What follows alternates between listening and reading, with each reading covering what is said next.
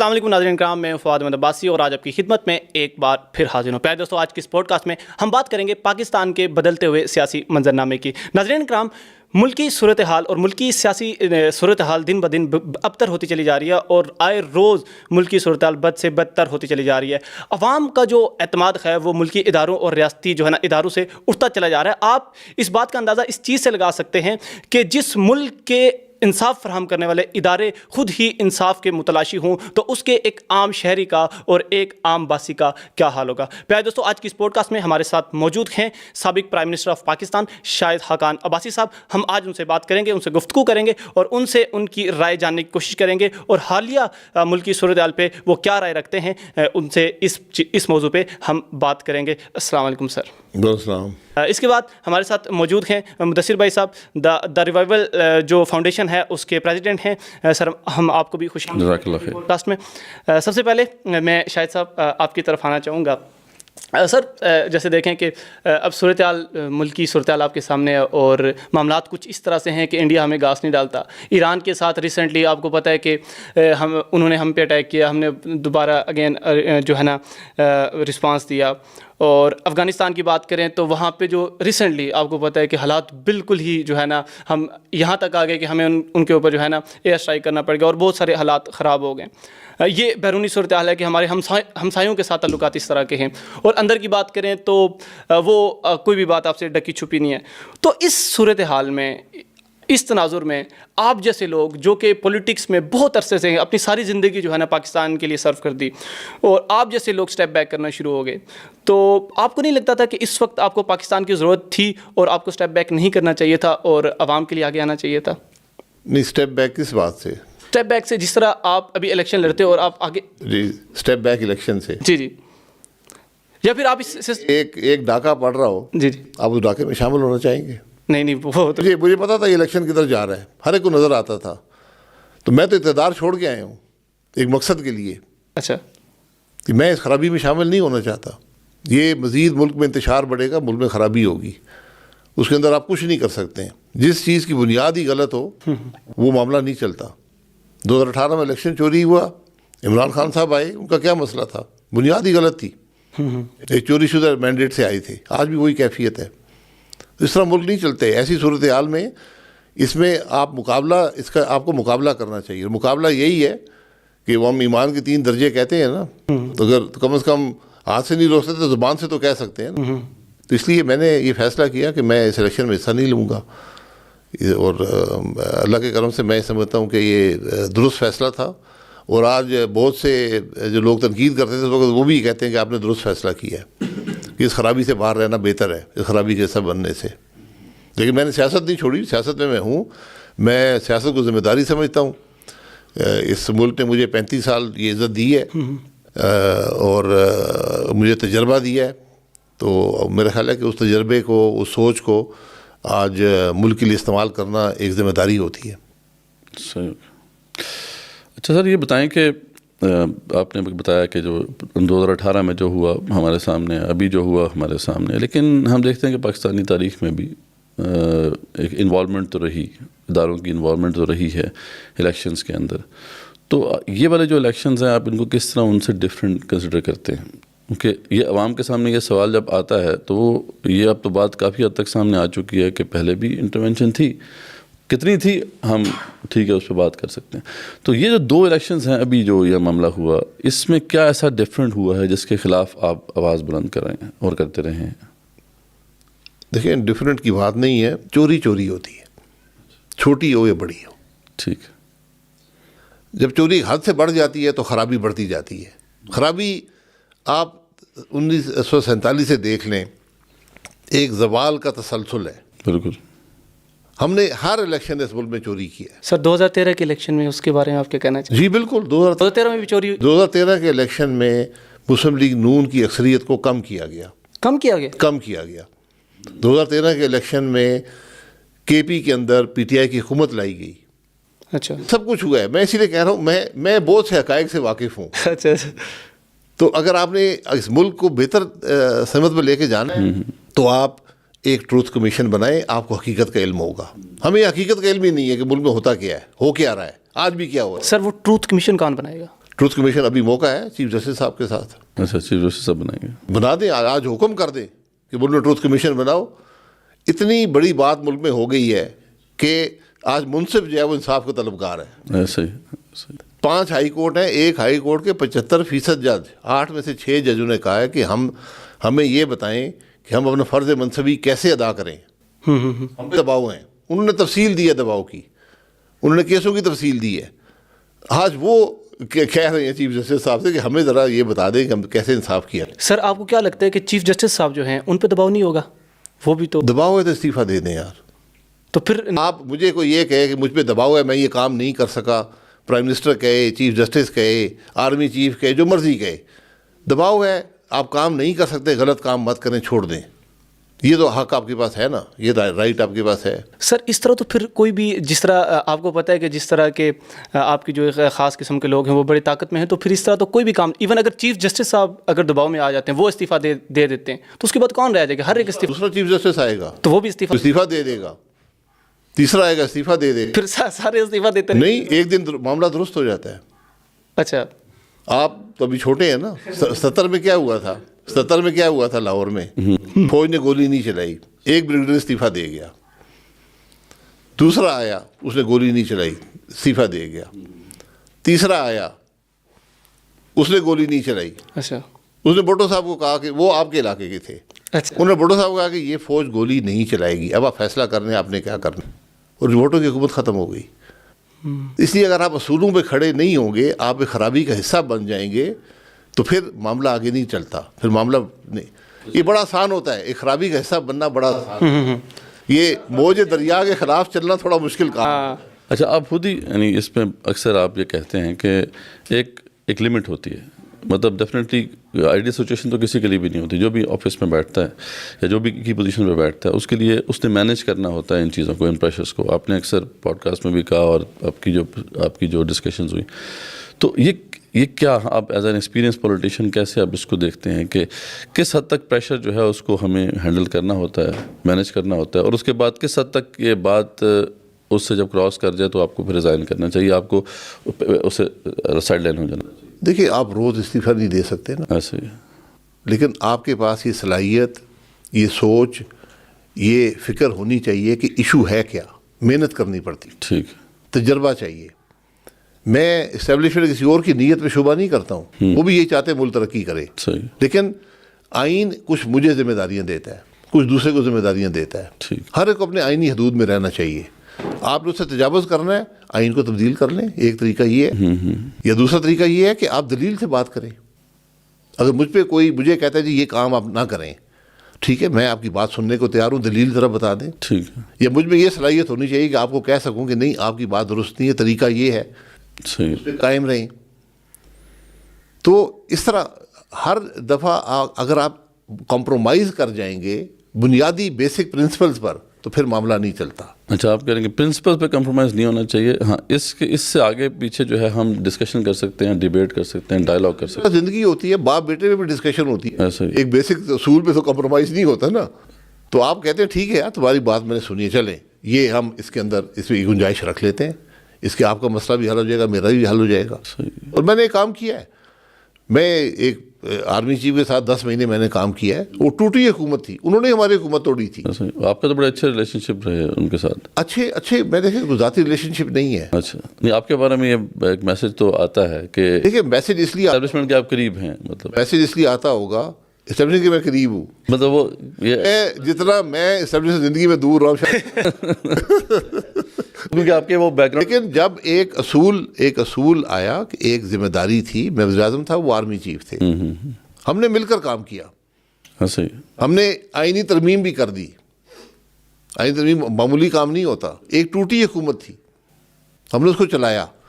انہوں نے بھی اپنے جو کرنے تھے, دھرنے بھی یہاں پر ہوئے, بلوچستان اسمبلی بھی توڑ دی گئی, یہ سب کام چلتے رہے, لیکن ہم اپنا سفر بھی طے کرتے رہے. ترقی کا سفر تھا. ایسے جس دن ہم نے پرائم منسٹر ہاؤس چھوڑا ہے, ایک فائل بھی وہاں موجود نہیں تھی. آخری رات بھی ہم نے فیصلے کیے, کابینہ کی میٹنگ 12 بجے تک چلی, ہم نے وہاں پر فیصلے کیے اور بڑے بڑے فیصلے کیے.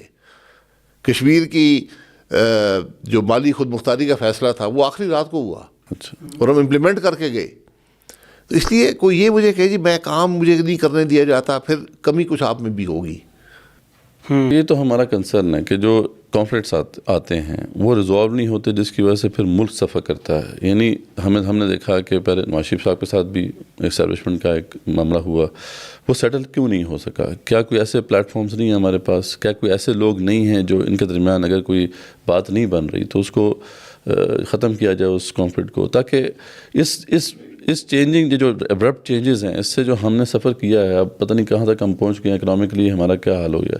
تو یہ پولیٹیکل ڈیسیجن جو پولیٹیکل کانفلکٹس ہیں ان کے بارے میں آپ کیا کہتے ہیں؟ کیسے ان کو ریزالو کیا جا سکتا ہے؟ فیوچر میں کیسے ہم اوائڈ کر سکتے ہیں؟ سیاست کا کام ہوتا ہے پولیٹیکل کانفلکٹ کو مینیج کرنا. تو یہ کیوں مینیج نہیں ہو رہا؟ نہج پر یہ آپ سے ہم پوچھ رہے ہیں، آپ اس کا حصہ رہے ہیں. نہیں، کیوں نہیں ہو سکا اور بات ہے. اچھا، نہیں ہوا نا، کمی تھی نا. کس میں کمی تھی؟ یہ سیاستدان میں کمی ہے اگر وہ کانفلکٹ کو مینیج نہ کر سکے. نواز شریف صاحب میں کمی تھی، وہ مینیج نہیں کر سکے. نہیں مینیج ہوا، انہوں نے اس بات کو قبول نہیں کیا، بات ختم ہو گئی. ابھی عمران خان میں مسئلہ ہے، وہ نہیں. جی آپ اس کو مینیج کریں، اس نہج تک بات نہ پہنچے. سر پھر اس سینیریو میں ہم دیکھیں نواز شریف صاحب میں بھی کمی ہے، عمران خان صاحب میں بھی کمی ہے، تو ہم کس سیاسی لیڈرشپ کو دیکھیں؟ کیا ہم پھر اب آپ کا انتظار کریں کہ آپ آگے آئیں گے؟ نہیں، وہ تجربہ دیکھیں، شخص کی بات نہیں ہوتی، تجربے کی بات ہے. آپ نے تجربہ ہے، اب آپ اس سے سیکھیں، آگے کے معاملات بہتر کر لیں. اور ساری جماعتیں اقتدار میں نہیں ہیں. اس کا مطلب آپ یہ کہنا چاہ رہے ہیں کہ ایک نئی جماعت کا بھی تجربہ کر کے دیکھیں یا؟ دیکھیں، نئی جماعت کا تجربے آپ کو نہیں چاہیے. ہاں میں جو ابھی جماعتیں ہیں ان کی حالت دیکھ لینا.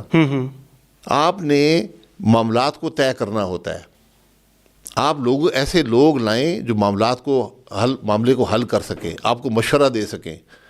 اگر آپ لوگ ہی ایسے لائیں گے جن کے پاس صلاحیت نہیں ہے، قابلیت نہیں ہے، آپ کو مشورہ صحیح نہیں دے سکتے، تجربہ یہ ہے کہ آپ کو ہمیشہ دھوکہ ہی دیتے ہیں، پھر کیا معاملہ؟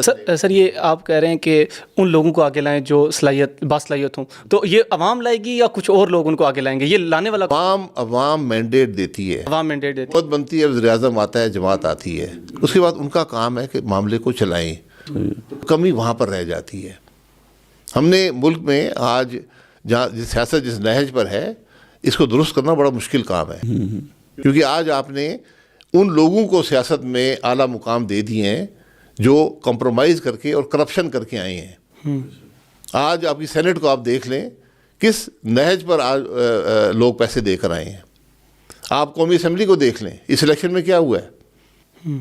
یہ معمولی باتیں نہیں، ہم لوگ بڑا معمولی لے لیتے ہیں. جی وہ جناب وہ جیسے 20 کروڑ دے کے آ گئے، جی وہ 70 کروڑ دے کے سینیٹر بن گئے. یہ مذاق ہے. وہ لوگ فیصلے کریں گے جو پیسے دے کر اسمبلی میں آئے ہیں. صحیح بات. وہ لوگ فیصلے کریں گے جو خوشامد کے ذریعے اسمبلی میں آئے ہیں. کر سکتے ہیں. تو پھر آپ کہیں گے ملک نہیں چلتا. اچھا چلیں، right person for the right job, ٹھیک بات آپ کی بالکل. نہیں رائٹ، دیکھیں رائٹ کبھی نہیں ہوتا. اچھا، یہ جس طرح بچہ پہلی جماعت میں بھیجتے ہیں نا تو وہ یونیورسٹی تک پہنچتا ہے، یہ بھی سیاست بھی ایک سفر ہوتا ہے. صحیح. آپ سیکھتے ہیں. یہاں پر آپ کل 30 سال کا لڑکا الیکٹ ہوتا ہے، کہتا ہے مجھے وزیر بنا دو، وفاقی وزیر بنا دو. تمہیں آتا کیا ہے؟ نہ آپ کے پاس تعلیم ہے، نہ آپ کے پاس زندگی کا تجربہ ہے، نہ آپ پولیٹیکل تجربہ حاصل کر کے وہاں پر آئے ہیں. آپ کون سی وزارت چلا لیں گے؟ تو یہ جو وزیر بنتا ہے نا، جس طرح فوج میں جرنیل بنتا ہے نا، ایک پی ایم اے کے کورس میں 300 کیڈٹ ہوتے ہیں، جرنیل جا کے 3-4 ہی بنتے ہیں. تو یہاں بھی یہی نظام ہے. لیکن جب آپ نظام کو ڈسرپٹ کر دیں گے، آپ لوگوں کو ختم کر دیں گے، بھگا دیں گے، ان کو ہروا دیں گے، تو پھر معاملہ چلتا نہیں ہے. اور جس ملک میں پولیٹیکل سسٹم، پولیٹیکل لیڈرز ختم ہو جائیں، جہاں پولیٹیشین نہ ہو، وہ ملک نہیں چلتے. نہیں چلتا. ٹھیک. ابھی آپ مثال دیکھ لیں، عراق میں کیا کمی ہے، لیبیا کے اندر کیا کمی ہے، کہ ملک کیوں وسائل ہونے کے باوجود نہیں چل رہے؟ پولیٹیشین نہیں ہے. تو پولیٹیشنز کہاں سے آئیں گے یہ بتائیں کہ ابھی اس وقت جو اوپر پارٹیز بیٹھی ہوئی ہیں ان کا تو آپ نے بتا دیا کہ جو معاملات ہیں ان کے نئی قیادت کہاں سے ابھرے گی، جبکہ یہاں پر آپ کو پتہ ہے کہ اسٹوڈنٹس یونینز کے اوپر جو ہے پابندی ہے، سیاسی پولیٹیکل ایکٹیویٹی وہ کر نہیں سکتے. تو اس سینیریو کے اندر پھر نئی قیادت ابھرے گی کہاں سے؟ مجھے یہ نہیں پتا کہاں سے ابھرے گی، مجھے یہ پتا کہاں سے نہیں ابھرے گی. چوری شدہ الیکشن سے نہیں ابھرے گی. ٹھیک. چوری شدہ الیکشن سے کرپٹ اور نااہل آدمی آپ کو ملیں گے. آپ اس ملک میں 3 فری اینڈ فیئر الیکشن کرا دیں، ٹھیک، جس کو عوام ووٹ دیتا ہے، نالائق ترین آدمی کو دیتے ہیں، آپ ووٹ دینے دیں. 3 فری اینڈ فیئر الیکشن کرائیں، درست ہو جائے گا. لیکن ایک دفعہ لوگ غلطی کریں گے، بھگتیں گے. دوسری دفعہ بہتری کریں گے, جو غلطی ہوں گی پھر بھگتیں گے, تیسری دفعہ بہتر فیصلہ کر دیں گے. آپ کیا سمجھتے ہیں کہ اس وقت جو سوشل میڈیا کے اندر ایک نیا ٹرینڈ آیا ہے, بیانیے کا ٹرینڈ آیا ہے, اور پوری دنیا میں ویسے تو یہ ٹرینڈ آیا ہے کہ جو پاپولسٹ لیڈرز ہیں وہ اب حکومت میں آ رہے ہیں, تو اس سینیریو کے اندر کیا عوام اب ان کی اتنی سینس ہے کہ وہ یہ سمجھ سکیں گے کون سا پولیٹیشین ان کے لیے بہتر ہے, ان کے لیے کام کر رہا ہے, یا ابھی جو ہے اس سوشل میڈیا نے ایک گیم چینج کر دی ہے اور اب ایک نیا ٹرینڈ ہے کہ اب بیانیہ چلے گا, یہ میٹر نہیں کرتا آپ کی پرفارمنس کتنی اچھی ہے, یہ میٹر نہیں کرتا کہ آپ نے اپنے لوگوں کے لیے کیا کیا ہے, یہ میٹر کرتا ہے کہ آپ کا جو سٹینس ہے وہ کتنا پاپولر تھا, آپ کا بیانیہ کتنا پاپولر تھا. تو یہ جو ایک چینج آیا ہے پاکستانی پولیٹکس میں, اس کو آپ کیسے دیکھتے ہیں؟ جی یہ چینج آیا ہے, یہ چینج مستقل نہیں ہے. اچھا, مستقل نہیں ہے آپ پاسبل ہی نہیں ہے. دنیا میں یہ سب چینج آیا, دنیا میں آیا ہے, پاپولر لیڈر آئے ہیں, پرفارمنس نہیں کی, ختم ہو گئے. یہ بھی ایک حوالہ, آپ اس سے گزر گئے نا. عمران خان اگر پاکستان مسلم لیگ 9 اپریل کو پاکستان مسلم لیگ کہاں کھڑی تھی اور 11 کو کہاں کھڑی تھی, اگر یہ اس وقت الیکشن میں چلے جاتے, عمران خان لوگ ٹکٹ لینے کو تیار نہیں تھے. میں آپ کو حقیقت 21 MNA سٹنگ MNA مجھ سے رابطے میں تھے کہ ہمیں ٹکٹ کے وعدے کر دیں, صوبائی قومی کے وعدے کر دیں, ہمیں حلقے میں جانے کے قابل نہیں ہیں. اچھا, کوئی ڈلیوری نہیں تھی حکومت کی, زیرو پہ تھے. تو آپ کو ایک موقع مل جاتا ہے. میں اس لیے کہہ رہا ہوں 3 الیکشن کی بات کر رہا ہوں. ایک دفعہ سوشل میڈیا سے ہم دھوکہ کھا جائیں گے, اگلی دفعہ دیکھیں گے یار کچھ ہوا تو ہے نہیں, اچھا چلیں جی, دوسری دفعہ پھر بھی دھوکہ کھا جائیں گے, تیسری دفعہ نہیں کھائیں گے. اس لیے یہ ایک سلسلہ ہے, سیاست ایک سلسلہ ہے, اس کو آپ ڈسرپٹ نہیں کر سکتے کہ میں آج الیکشن چوری کر کے فلانے کو لے آؤں گا, آج فلانے کو ختم کر دوں گا. اس طرح نظام نہیں. سر یہ سوال یہ کہ یہ ان کو سمجھائے گا کون, کس کو؟ جو لوگ یہ آپ جن کی بات کر رہے ہیں کہ جو لوگوں کو فیئر الیکشن آئے گا. دیکھیں میں کہتا ہوں, میں کسی کی نیت پہ شبہ نہیں کرتا ہوں, سب اس نیت سے آتے ہیں کہ میں ملک کی بہتری کروں گا, لیکن آپ میں بھی یہ جرأت, سیاستدان میں جرأت ہونی چاہیے. یہی لیڈرشپ کا تقاضا ہوتا ہے کہ وہ خرابی کا حصہ نہ بنے. اس سے حالات, دیکھیں حالات کبھی خود بہتر نہیں ہوتے. اگر درست نہیں کر سکتے, آپ کو ہمت کرنی پڑتی ہے, آپ کو اصول پہ کھڑا ہونا پڑتا ہے, آپ کو قیمت ادا کرنی پڑتی ہے, پھر ملک بنتے ہیں. اچھا, یہ بتائیں کہ آپ پی آئی اے کا بھی آپ کے پاس چارج رہا, اور آپ کے دور میں پی آئی اے نے ترقی بھی کی. اس کے بعد خیر پی آئی اے کا معاملہ بس ایسے ہی چل رہا ہے. تو پرائیویٹائزیشن کی ایک بات آتی ہے اور ہمیشہ آتی ہے, اور ہم سب یہ بحث سنتے ہیں کہ جناب یہ وائٹ ایلیفنٹس جو ہیں ان کو ختم کر دینا چاہیے. تو اس حوالے سے کیوں پیش رفت نہیں ہوتی, کیوں آخر جو ہے یہ معاملہ اسی طرح چلتا جا رہا ہے؟ کیا ہماری ویسٹڈ انٹرسٹ ہوتے ہیں. ٹھیک ہے, آپ کے سامنے حکومت کاروبار نہیں کر سکتی. پاکستان میں 1990 تک حکومت ہر کام حکومت کرتی تھی. بینک وہ چلاتے تھے, سیمنٹ وہ بناتے تھے, اسٹیل وہ بناتے تھے, فرٹیلائزر وہ بناتے تھے, ٹرک وہ بناتے تھے. 69 کارپوریشن تھیں, 450 انڈسٹریل یونٹ تھا. پاکستان کا ہر کام حکومت کرتی تھی. آج وہ سب ختم ہو گیا. آپ نے ایئر لائن رکھی ہوئی ہے, یہ ایک شوق ہے. آپ کس کا شوق ہے؟ کس کا؟ ہر حکمران کا شوق ہوتا ہے. اچھا, ایئر لائن ہونی چاہیے. دنیا میں ہر ملک نے ایئر لائن, امریکہ کی کوئی ایئر لائن نہیں ہے. انگلینڈ کی جو ایئر لائن ہے, برٹش ایئرز کا نام ہے, وہ اسپین کی ایک کمپنی اون کرتی ہے. انڈیا نے بیچ دی ہے, وہ ہم ایئر لائن دل سے لگا کے بیٹھے ہیں. 1998 میں پی آئی اے نے $1 ارب کا ریونیو کراس کیا. آج 25 سال کے بعد پی آئی اے کا ریونیو $700 بلین پہ ہے. ایلان مسک نے انسان کو اس نے ناسا کو ریپلیس کر دیا $450 بلین سے. پی آئی اے کا نقصان سال میں $450 ملین ہے. یہ شوق آپ اگر کرنا چاہتے ہیں تو آپ کے پیسے ہونے چاہیے.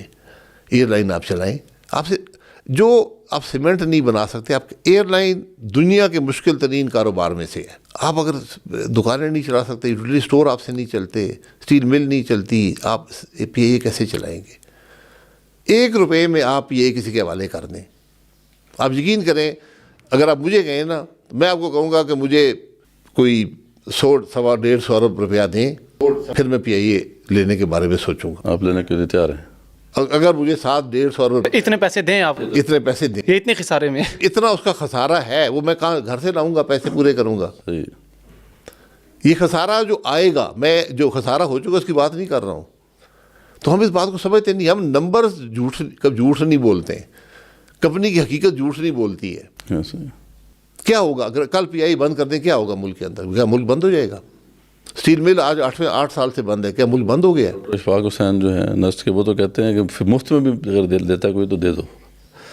سر میں کہہ رہا ہوں, میں مفت کو بھی لینے کو تیار نہیں. اچھا, مجھے پیسے بھی دے. 100-150 روپیہ دیں پھر آپ لیں گے. میں اس کام کو جانتا ہوں نا. ہاں نہیں, آپ نے تو خیر ہاں, تو اس لیے میں آپ کو بتا رہا ہوں کہ اس میں اتنا نقصان ابھی رہتا ہے کہ آپ اس کو پورا نہیں کر سکتے. تو یہ جو وائٹ ایلیمنٹس ہیں, آپ بھی آپ نے واضح کر دیا, اور تقریباً ملک کے جتنے بھی سوچنے سمجھنے والے لوگ ہیں وہ سب جانتے ہیں کہ اس کو ہمیں جو ہے بیچ دینا چاہیے, پرائیویٹائز کر دینا چاہیے.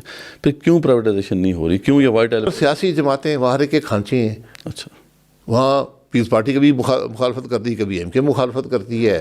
پچھلے دور میں مسلم لیگ نے کوشش کی تھی, وہاں ایئرپورٹ گولی چلی تھی, 2 آدمی مر گئے. بس مسلم لیگ بھرتیاں ہیں, پولیٹیکل بھرتیاں جو ہوتی ہیں, کتنی بھرتی ہیں؟ پی آئی اے 22,000 کا ہوتا تھا, 7,000 پہ آگے ہے. کتنی بھرتیاں کریں گے؟ کتنی بھی کریں گے. یہ بھرتیوں کا شوق جو ہے نا, یہ ملک کو تباہ کر دیتا ہے. آپ ہر پاکستانی جو ہے نا وہ 6 سرکاری ملازمین کو سپورٹ کر رہا ہے.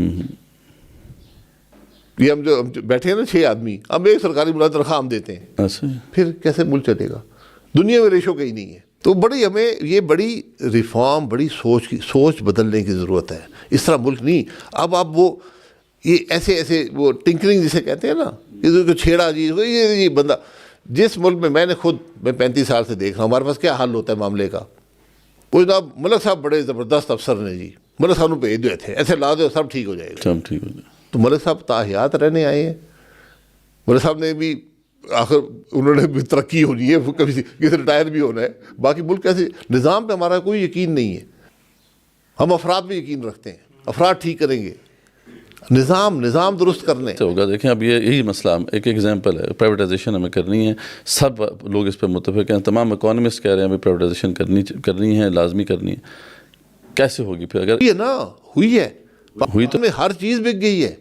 صرف آپ کے پاس یہ پی آئی اے رہ گیا ہے, ریلوے رہ گئی ہے, اسٹیل مل بھی ختم ہو گئی ہے, بند ہو گئی ہے. بند کرنا بھی ایک پرائیویٹائزیشن ہوتی ہے. اچھا, اسٹیل مل جب چلتی تھی تو 22 سے 30 ارب کا نقصان تھا سال کا. آج آپ 2-2.5 ارب تنخواہ دیتے ہیں, کسی ایک شخص کو نکالا نہیں گیا. لوگ ریٹائر ہوئے ہیں, پوری تنخواہ لیتے ہیں آخری دن تک. اب 2-2.5 ارب سال میں آپ دیتے ہیں, جو باقی ماندہ لوگ ہیں ان کو تنخواہ ملتی ہے. جب ریٹائر ہوں گے اسٹیل مل ختم ہو جائے گی. ٹھیک. کیونکہ پاکستان میں سوشل نیٹ نہیں ہے, آپ ورکر کو نقصان نہیں پہنچا سکتے, اس کا حل نکالیں. پی آئی اے جو ہے 60 ارب کا خسارہ کر رہی ہے. پی آئی اے کا سارا سیلری جو بل ہے وہ 10 ارب کا ہے.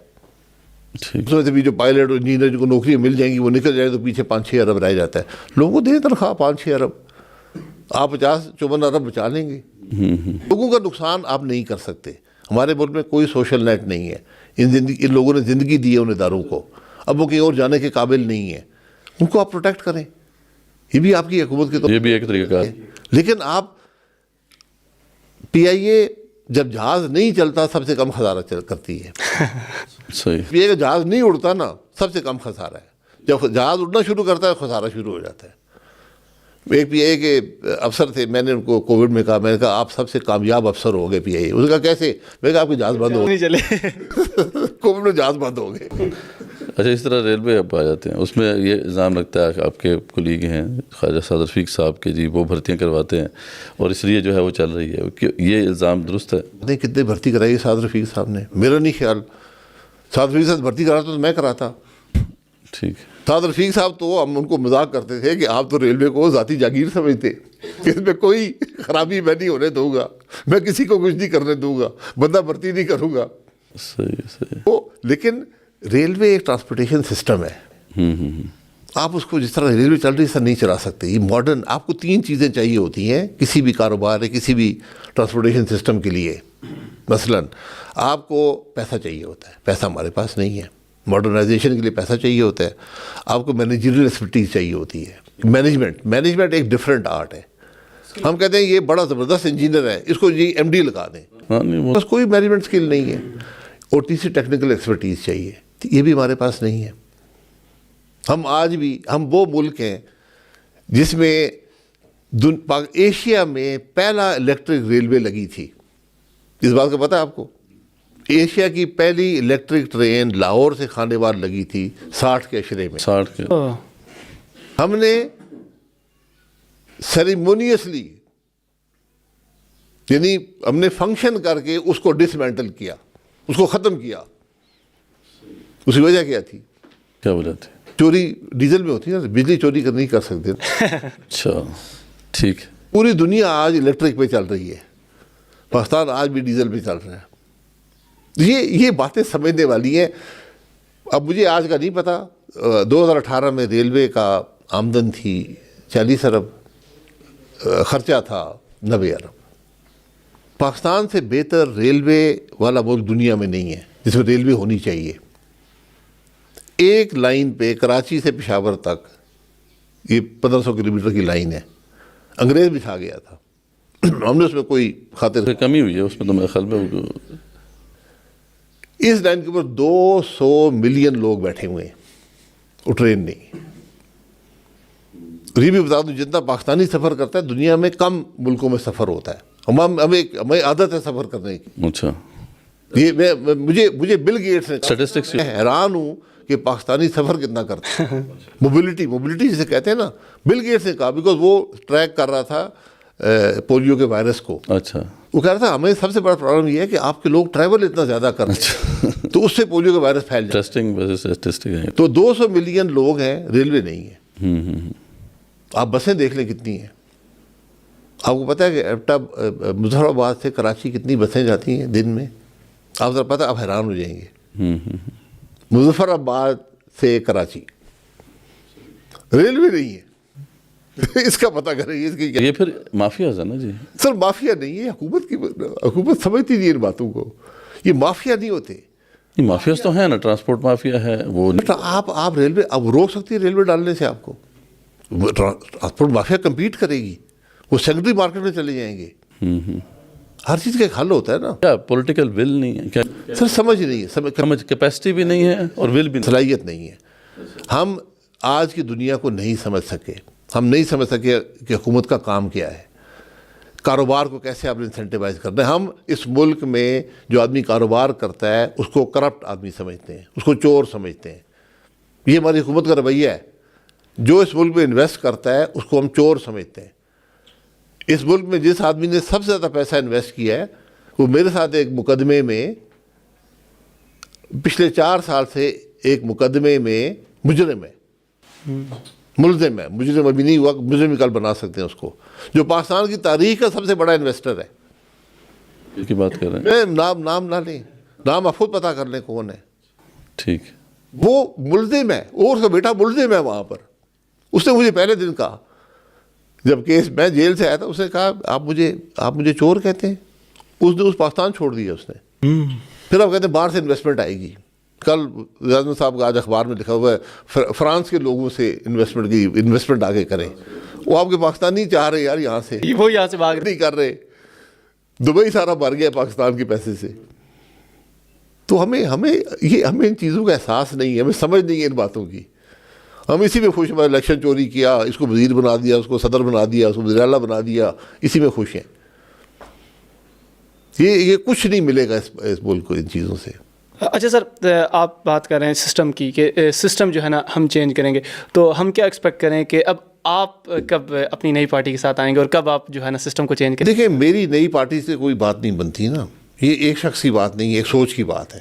اور اللہ کے کرم سے لوگ ہیں جو اس بات کو سمجھتے ہیں. یہ جو 3 بڑی جماعتیں ہیں ان کے اندر صلاحیت نہیں رہی, بالکل ان کے اندر وہ سوچ نہیں رہی. جب آپ کرسی کے ہوس میں ہو نا, آپ کرسی کی تلاش میں ہو تو آپ کو کرسی ہی ملتی ہے, اس سے آگے آپ کچھ کر نہیں سکتے. تو آج کرسیاں مل گئی ہیں سب کو. اب ان سمجھ نہیں آ رہے ہم کریں گے, ملک کیسے آگے چلے گا. تو آپ کو آج وہ سوچ اور فکر چاہیے جو اس صلاحیت چاہیے. اب یہ کابینہ ہے, کولیشن گورنمنٹ تھی, وزیر, حالانکہ وزیر ملک کے اندر 44 کے 46 یا 48 ڈویژن ہے فیڈرل گورنمنٹ میں, تو اتنے وزیر آپ کی ضرورت ہوتی ہے. اس وقت کچھ وہ ایس اے پی ایم بن گئے, 50 60 70 80 بندے پہ بات چلی گئی. اب وہ اس سے خائف ہیں, یہاں وزیر بناتے نہیں ہیں. اب جس وزیر میں ایک ڈویژن کی قابلیت نہیں ہوگی, آپ نے 3 ڈویژن دے دیے, تو پھر ملک کیسے چلے گا؟ پھر آپ 5 سال ضائع کر کے چلے جائیں گے. تو اس لیے آج آپ کو صلاحیت چاہیے, سوچ چاہیے. آپ نظام کو, میں نے کہا نا, آپ نے اس کو میسیولی ریفارم کرنا ہے. آپ کسی چیز کو ہاتھ لگائے اس میں خرابی ہے, اس کو ختم کرنے کی ضرورت ہے.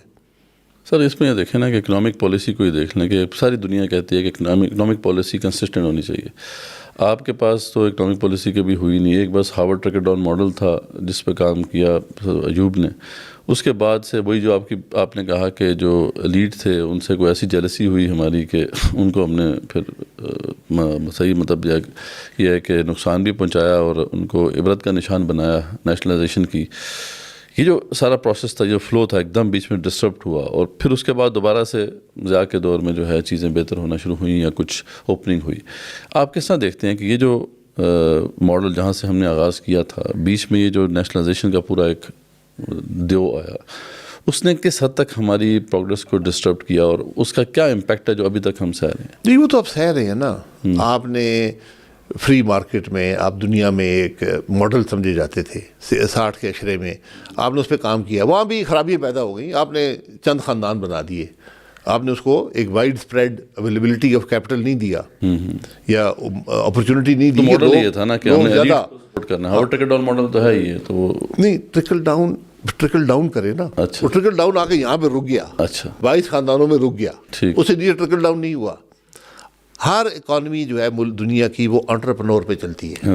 آپ نے اس کو سپورٹ کرنا ہے, آپ نے اس کو کیپٹل دینا ہے, وینچر کیپٹل دینا ہے, آپ نے اس کو ڈیٹ دینا ہے. یہ سب چیزیں آپ نے کرنی ہیں. اگر آپ وہ نہیں کریں گے ترقی نہیں ہوگی. ہمارے ملک میں مجھے بتائیں انٹرپرنور کو کون سپورٹ کرتا ہے؟ کوئی سپورٹ نہیں ہے. نہ اس کو قرضہ مل سکتا ہے, نہ اس کو وینچر کیپٹل مل سکتا ہے. اگر وہ قرضہ لیتا ہے ادا نہیں کر سکتا, وہ پوری زندگی کا مجرم ہو گیا, بات ختم ہو گئی. ڈونلڈ ٹرمپ 3 دفعہ بینکرپٹ ہوا ہے. ڈکلیئر کیا اس نے, اس کے باپ نے اس کو بہت بڑی جائیداد دی, مطلب کاروبار دیا تھا, اس نے ختم کر دیا. 3 دفعہ بینکرپٹ ہوا, آج بھی کاروباری ہے. تو کاروبار میں فیلئر جو ہے وہ کرائم نہیں ہے. ہمیں یہ بات سمجھنی ہے. تو اس ماڈل کو آپ نے آگے بڑھانا ہے. ہم نے نیشنلائزیشن کی, پرائیویٹائزیشن بھی ہو گئی, بات ختم ہو گئی. اس کے بعد کیا ہوا؟ وہ ہو گیا نا. تمام جو کمپنیاں پرائیویٹائز ہوئی تھیں آج بڑی ہیں. ایم سی بی بینک جو تھا اس کے بہت چھوٹا سا بینک تھا جب نیشنلائز ہوا ہے. جب اس کو پرائیویٹائز کیا گیا آج بہت بڑا بینک ہے. آپ کی سیمنٹ بھی چل رہی ہے, آپ فرٹیلائزر بھی چل رہی ہے, دنیا کی ہر چیز چل رہی ہے. وہ گرو کیا انہوں نے, اکانومی کے ساتھ ساتھ گرو کیا ہے. تو آپ نے اب مواقع دینے ہیں. حکومت نے یہ فیصلہ کرنا ہے کہ میرا کام کیا ہے. جس دن یہ سمجھ ان کو آ گئی تو پھر معاملہ آگے چلے گا. تو میثاق معیشت کا معاملہ کہاں تک پہنچا؟ یعنی آپ کی بات یہ چلتی رہی, وہ بڑا ایک اہم سٹیپ تھا کہ سارے لوگ جو ہیں ملے تاکہ کنسسٹنٹلی بات میثاق سے آگے چلی گئی. اچھا, میثاق ایک ایگریمنٹ ان پرنسپل ہوتا ہے. ٹھیک ہے, کہ ہم ان بنیادی اصولوں پر ہم ایگری کرتے ہیں. ٹھیک ہے, ان پہ سب ایگری کرتے ہیں. اب بات یہ ہے کہ آپ نے اسپیسیفک پالیسیز بنانی ہے, اس پہ آپ کو کنسنسس چاہیے. اس لیے میں بار بار کہتا ہوں کہ یہ جو آج ارباب اقتدار ہیں یا ارباب اختیار ہیں, جس میں سیاستدان ہیں 4-5 آدمی, آرمی چیف ہیں, چیف جسٹس ہیں, یہ بیٹھیں اور فیصلہ کر لیں ملک کیسے آگے چلے گا. ہمارے بنیادی ہم نے کیا ریفارم یہی تو مسئلہ, بیٹھیں کہاں پہ, کون بٹھائے گا ان کو؟ یہ تو ایک دوسرے کے خلاف معاملات چلتے رہتے ہیں. تو پھر نہیں بیٹھیں گے نا, پھر ذرا اپنے ناک سے آگے دیکھنا پڑے گا. کوئی تو ہونا چاہیے نا جو ان کو بٹھائے. سر کوئی بٹھا لے, چیف جسٹس بٹھا لے. کسی کی تو عزت ہوگی نا ملک میں. آرمی چیف کی عزت ہوگی, چیف جسٹس کی. جو سیاستدان تو آپس میں گالی نکالتے ہیں دوسرے کو, وہ ایک دوسرے کی عزت نہیں کر سکتے. یہ 2 بیٹھ سکتے ہیں. بھئی اب ملک کی بات ہے نا, ملک کی مفاد میں. اگر یہ کہ کون بٹھائے گا, کون سی کرسی ہوگی, کہاں پہ بیٹھیں گے, اس طرح بات نہیں ہوتی. پہلے اس بات کو طے کر لیں کہ آپ کا ملک نہیں چل رہا. یہ سب کو نظر آ رہا ہے لیکن پھر بھی ان کو نہیں نظر آ رہا. بحث ہے, سب بحث نہیں نظر آتا تو آپ یہ کرتے جو اس الیکشن میں ہوا ہے. بات تو یہ ہے نا, آپ ایسا پلیٹ فارم کیوں نہیں بناتے کہ جہاں ان کو میں پلیٹ فارم بنا رہے ہیں نا, اسی لیے ہم پلیٹ فارم بنا رہے ہیں جہاں پہ ان سب کو بٹھائیں اور معاملات سیٹل کریں. کیوں 24 کروڑ عوام کو جو ہے. دیکھیں میں وزیر اعظم کی کرسی پہ بیٹھا ہوں, صدری کرسی پہ بیٹھا ہوں, آرمی چیف کی کرسی پہ بیٹھا ہوں. میں کرسی چھوڑ کے بات کو سنوں گا کسی کی؟ میں تو عقل کل اور طاقت کل لوں. آپ ذرا سوچ کو سمجھے نا. ہم یہ سمجھتے ہیں طاقت کرسی میں ہے. طاقت کرسی میں نہیں ہوتی. طاقت آپ کے عمل میں ہوتی ہے. اگر آپ کام کر سکتے ہیں تو طاقت ہوگی, نہیں کر سکتے. میں نے بڑے بڑے لوگ کرسی پہ بیٹھے دیکھے ہیں. آپ یہاں وزارت عظمیٰ کی کرسی پہ دیکھ لیں کتنے لوگ بیٹھے ہیں. میں جب سے سیاست میں آیا ہوں 24 چیف جسٹس ہیں, 9 آرمی چیف گزرے ہیں, اور پتہ نہیں کتنے وزیر اعظم اور کتنے صدر گزرے ہیں. آج کسی کو یاد بھی ہے؟ تو اپنے زمانے میں بہت بڑے لوگ تھے, بڑی طاقت تھی, وہ کیا کر کے گئے ملک کے لیے. ہم نے میڈل بانٹے, اس دفعہ بھی ہم نے 300 میڈل بانٹے, ایک آدمی بھی میڈل کا اہل نہیں ہے. ہم کس کو اپنے آپ کو بیوقوف بنا رہے ہیں؟ ملک کی حالت یہ, اور آپ میڈل بانٹ رہے ہو, یا تو میڈل واپس لینے چاہیے. تو یہ ہم کدھر جا رہے ہیں؟ ہمیں اس بات کی پرواہ ہی نہیں ہے. آپ ایک ایک لمحہ, ایک ایک گھنٹہ, ایک ایک دن قیمتی ہے. یہاں پر چل رہا ہے معاملہ. وہ بحث ہے, نہیں ان کو سمجھ میں آ رہا. آپ جیسے لوگ جو باشعور ہیں, آپ جیسے اپنے جیسے اور لوگوں کو ملائیں, آپ کیوں اس میں اسٹیپ ان نہیں کریں؟ جی کر رہے ہیں نا, میں ایک طریقہ ہوتا ہے, بات چیت چلی تھی وہ مصطفیٰ نواز کھوکھر صاحب کے ساتھ. جی ہم 5-6 لوگ ہیں, 10-12 اور ہو جائیں گے, لوگ آ جائیں گے. تو آئیں آپ لوگ, لیکن ہمیں سوچ جی ایک طریقہ ہوتا ہے نا. اچھا, ابھی تو الیکشن کا ماحول تھا, ابھی تو ماحول ٹھیک ہے, وہ الیکشن کا ماحول ختم ہو گیا, اب ہم کریں گے. میں نے بتایا نا, میں اپنی ذمہ داری سمجھتا ہوں اس بات کو, ٹھیک ہے, کہ آج ہم کم از کم ایک بہتر سوچ ہی دے سکیں. یہ ضروری ہے. کم سے ورنہ کم میں اس اقتدار میں بہت بڑا حصے دار بن سکتا تھا, کوئی بڑی بات نہیں ہے, آج بھی بن سکتا ہوں, یہ بھی میں بتا دوں آپ کو. لیکن میں اس طاقت کے حصے دار نہیں بننا چاہتا, اس خرابی کے حصہ نہیں بننا چاہتا. تو ایک بہتر سوچ چاہیے, ملک کو آگے چڑھانے کی سوچ چاہیے. سر کہیں ایسا تو نہیں ہوگا کہ جو آپ کی پارٹی جب آئے گی تو جس طرح خان صاحب نے کوئی ادھر سے پکڑا, کوئی ادھر سے پکڑا, اور لوگ اس میں آ گئے, اور پھر وہی جو ہے نا لوگ ادھر کے ادھر ہو گئے, ادھر کے ادھر ہو گئے, اور نام بدل لیے, تو اس طرح کا سینیریو آپ کے ساتھ تو نہیں ہوگا؟ نہیں ہوگا, کیونکہ ہم نے 35 سال لگائے ہیں اس میں. خان صاحب نے زندگی میں ایک دن بھی کام کیا ہے. اچھا, تو آپ جب آپ کے پاس دیکھیں, الیکٹیبلز آپ نہیں ملائیں گے سر الیکٹیبلز بھی ہوں گے, ہر قسم کے لوگ ہوں گے, لیکن بہتر لوگ, سوچ رکھنے والے لوگ میں ہوں گے. بہتر لوگ. جی, ہم نے عوام کو چوائس دینی ہے نا, کہ آپ, یہ معاملہ آپ کے سامنے ہے باقی جماعتوں کا, ایک بہتر سوچ آپ کے سامنے ہم دے رہے ہیں. دیکھیں, میں نے پہلے کہا, آج آپ کو 3 چیزیں چاہیے. آپ کو تعلیم چاہیے, ڈگری نہیں تعلیم, دنیا کا تجربہ چاہیے سیاست میں کچھ کرنے کے لیے. ورنہ کرسیوں پہ بڑھ گئے, آج بھی 342 لوگ یا 336 لوگ بیٹھے ہوئے ہیں قومی اسمبلی میں, 100 سینٹ میں بیٹھے ہوئے ہیں. سیاسی تجربہ بھی آپ کو چاہیے. یہ 3 چیزیں جب ہوں گی. آپ یہ سیاسی تجربے سے کیا مراد ہے آپ کی, کہ اس کو ذرا ایلیبوریٹ کریں نا سب کے سامنے, کہ ایک ایکسپیرینس پولیٹیشین, ایک جو سلجھا ہوا پولیٹیشین ہوتا ہے, وہ کیا ہوتا ہے؟ جی, نظام کو سمجھے, پورے نظام کو سمجھے. آپ ایم این اے بن گئے ہیں نا, ایم پی اے بن گئے ہیں, ٹھیک ہے. اب آپ کمیٹیوں کو سمجھیں, پارلیمان کو سمجھیں, پارلیمان کا مقصد کیا ہے, اس کے اندر حصہ لیں. حکومت کو سمجھیں, حکومت کیا چلتی ہے, کیا کام کرتی ہے, کیسے کرتی ہے. وقت کے ساتھ آپ سیکھتے ہیں, تعلیم ہوتی ہے نا. اب وزیر, میں اگر پی ایچ ڈی ہوتی ہے 4 سال میں, جب وزیر بنتے ہیں اس محکمے کا ہر معاملہ آپ کے پاس آتا ہے. اگر آپ وقت دیں, محنت کریں, تو 4 سال میں آپ اس کام کے ایکسپرٹ بن جاتے ہیں. آپ سے بہتر اس ملک میں اس کام کو کسی کو نہیں سمجھنا چاہیے, کیونکہ آپ کو اللہ تعالیٰ نے موقع دیا ہے نا, ہر ایشو آپ کے پاس آتا ہے. اب اگر آپ محنت نہیں کریں گے, وزارت کو جھنڈا سمجھیں گے جو گاڑی کے آگے لگا ہوا ہے.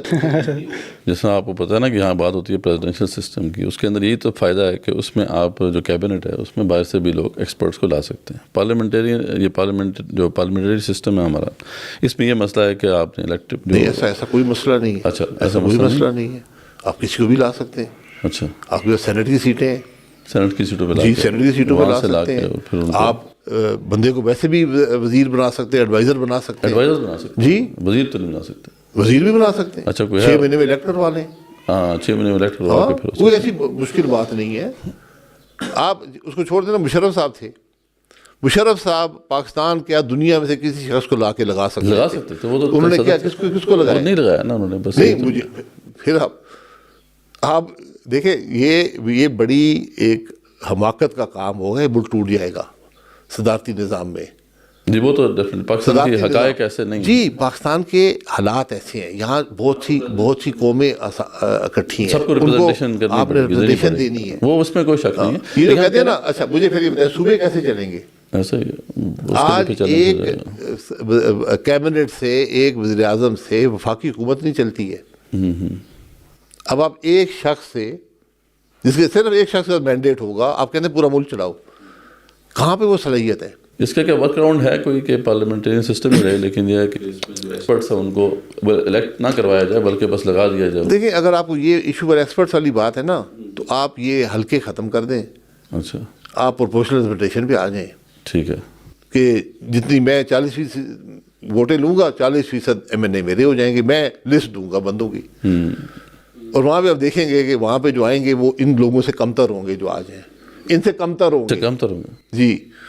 خواتین کی سیٹیں آپ کے سامنے ہیں، سینٹ کی سیٹیں آپ کے سامنے ہیں کہ ہم کوئی قابلیت لے کر آئے ہیں، ہم نے دوستی یاری رشتہ داری اس بھی ہم نے لوگوں کو وہاں پہ رکھا ہوا ہے، پھر ایسے تو معاملہ نہیں چلے گا۔ کل تو یہ نظام بھی ختم ہو جائے گا، وہ سب لسٹیں جو بنے گی نا اسی بنیاد پہ خوش آمدیدی آ جائیں گے، پیسے والے لوگ آ جائیں گے، رشتہ دار آ جائیں گے، دوست یار آ جائیں گے، تو پھر ملک کیسے چلے گا؟ سر اکاؤنٹیبلٹی پھر کون کرے گا، کیسے کرے گا؟ یہ تو سلسلہ ایسے چلتا رہے گا، ہماری قوم کو عادت ہے ان چیزوں کی، تو اکاؤنٹیبلٹی کہاں سے ہو سکتی؟ ہمیں بہت شوق ہے اکاؤنٹیبلٹی کا، اچھا جتنا ہمیں شوق ہے دنیا میں کسی کو نہیں ہے۔ دنیا کا واحد ملک ہے جو ادارہ بنا ہے اکاؤنٹیبلٹی کے لیے، سیاست دانوں کی اکاؤنٹیبلٹی کے لیے ایک پورا ادارہ ہے۔ صحیح بات، اس لیکن ملک وہ کے ادارہ اندر تو صحیح کام نہیں، اس ملک کے اندر آپ سب سے جو پیسہ جو کماتی ہے اور خرچ کرتی ہے نا پیٹرولیم منسٹری ہے۔ آپ پیٹرولیم منسٹری کے یہیں سے اٹھ کے جائیں دفتر، وہاں سے آپ اٹھ کے نیب کے دفتر جائیں، پونے فلور کے اوپر پیٹرولیم منسٹری ہے، بیٹھنے کی جگہ نہیں ہے۔ اب نیب میں جائیں گے، ایک عالی شان محل بنا ہوا ہے، بلڈنگ بنی ہوئی ہے، وہ نیب کا دفتر ہے۔ صحیح، اکاؤنٹیبلٹی نیب نے کیا کہ 25 سال میں 0۔ تو اکاؤنٹیبلٹی جو ہوتی ہے سیاستدان کی وہ پولنگ سٹیشن پہ ہوتی ہے، ہر 5 سال بعد اکاؤنٹیبلٹی ہوتی ہے۔ عوام پوچھتے ہیں کدھر تھے بھائی، کیا کام کیا ہے، مہنگائی کیوں کی ہے، یہ اکاؤنٹیبلٹی۔ جب ہم اس پولنگ سٹیشن کو چوری کر لیں گے تو ملک نہیں چلتا۔ ہم نے اکاؤنٹیبلٹی کو خود ختم کیا ہے۔ آپ نے فائنینشیل اکاؤنٹیبلٹی کرنی ہے، اگر آپ سیریس ہیں، سیاستدانوں کی کرنی ہے، انہیں سب کی چاہیے، چلو سیاستدانوں کی کرنے، آپ صرف ایک سوال پوچھیں، اخراجات کہاں سے کرتے ہو، صحیح، بس ختم۔ ٹیکس دینا چوائس نہیں ہوتی، یہ آپشن نہیں ہوتا، یہ قانونی ذمہ داری ہے۔ آپ ٹیکس نہیں دیں گے آپ جیل جائیں گے۔ میں اسمبلی سے نکلتا ہوں، باہر 2 ڈالے کھڑے ہوئے ہیں، ان کے اندر 12 لوگ ہیں، اسلحہ بھی ان کے پاس ہے۔ میں یہاں سے لاہور جاتا ہوں، 1.5 لاکھ روپے تو خرچ ہو گیا نا۔ اب ان کی تنخواہیں ان لوگوں کی کون دیتا ہے، وہ پیٹرول کے پیسے کون دیتا ہے، وہ لوگ کھانا بھی کھاتے ہیں، یہ کہاں سے آئے ہیں؟ یہ سوال آپ نے کرنا ہے، یہ سوال اس ملک کے ہر شہری سے ہونا چاہیے۔ یہ سوال سکھانا بھی پڑے گا نا شہریوں نہیں سکھانا نہیں کو کہ وہ سوال کرنا شروع کریں؟ سر، وہ اپنے آپ سے بھی اس کا جواب وہ خود بھی نہیں دے سکیں گے نا۔ اچھا، 122 ملین آدمی ہے ملک کے، 12.25 کروڑ، جس کے پاس شناختی کارڈ ہے، ووٹ بھی ڈالتا ہے۔ کیا میں اسے پوچھنے کا حقدار نہیں ہوں کہ تم اخراجات کہاں سے پورے کرتے ہو؟ ایسے یہ دنیا میں بنیادی ایک سوال کیا جاتا ہے دنیا میں شہری سے، شہری کی ذمہ داری ہے ٹیکس ادا کرنا۔ آپ کہیں ٹھیک ہے میری کوئی آمدن نہیں ہے، آپ کوئی FBR آپ ایک ایپ بنا دیں جس پہ آپ کے پاس 18 سال کے آپ ہوئے، CNIC آ گئے، آپ کہیں میری کوئی آمدن نہیں ہے، ٹھیک ہے میں مان لیتا ہوں۔ پھر جب آپ جا کے عمرے پہ جائیں گے نا، میں آپ سے پوچھوں گا کہاں سے پیسے آئے ہیں؟ میرے والد صاحب نے دیے، اچھا والد صاحب سے پوچھیں گے یار تم کہاں سے پیسے لے کے آئے ہو؟ یہ 4 آدمی عمرے پہ جا رہے ہیں، 15 لاکھ روپے کا خرچہ ہے، آپ بجلی کے بل دے رہے ہیں، میرے نام پہ بجلی کا بل آ رہا ہے، میں نے کہا میری آمدنی کوئی نہیں ہے، وہ بل کہاں سے آپ ادا کر رہے ہیں، بچوں کی فیس کہاں سے دے رہے ہیں؟ اس وقت دنیا ہماری حکومت میں بھی صلاحیت ہے ہمارے نظام میں کہ وہ آپ کی پوری فائنینشیل زندگی کو ری بلڈ کر لے۔ لیکن ٹھیک ہے، ٹیکس کی بات ہوتی ہے، ٹیکس کلیکشن بڑھنی چاہیے۔ سر یہ آپ میری بات سمجھے نہیں ہے، ٹیکس کلیکشن بڑھنے کی بات علیحدہ ہے، اچھا اچھا، یہ ذمہ داری ہے، یہ اکاؤنٹیبلٹی ہے۔ ٹھیک ہے، گورنمنٹ صرف سیاستدان سے شروع کریں، کیونکہ وہ دوسروں پہ ٹیکس لگاتا ہے۔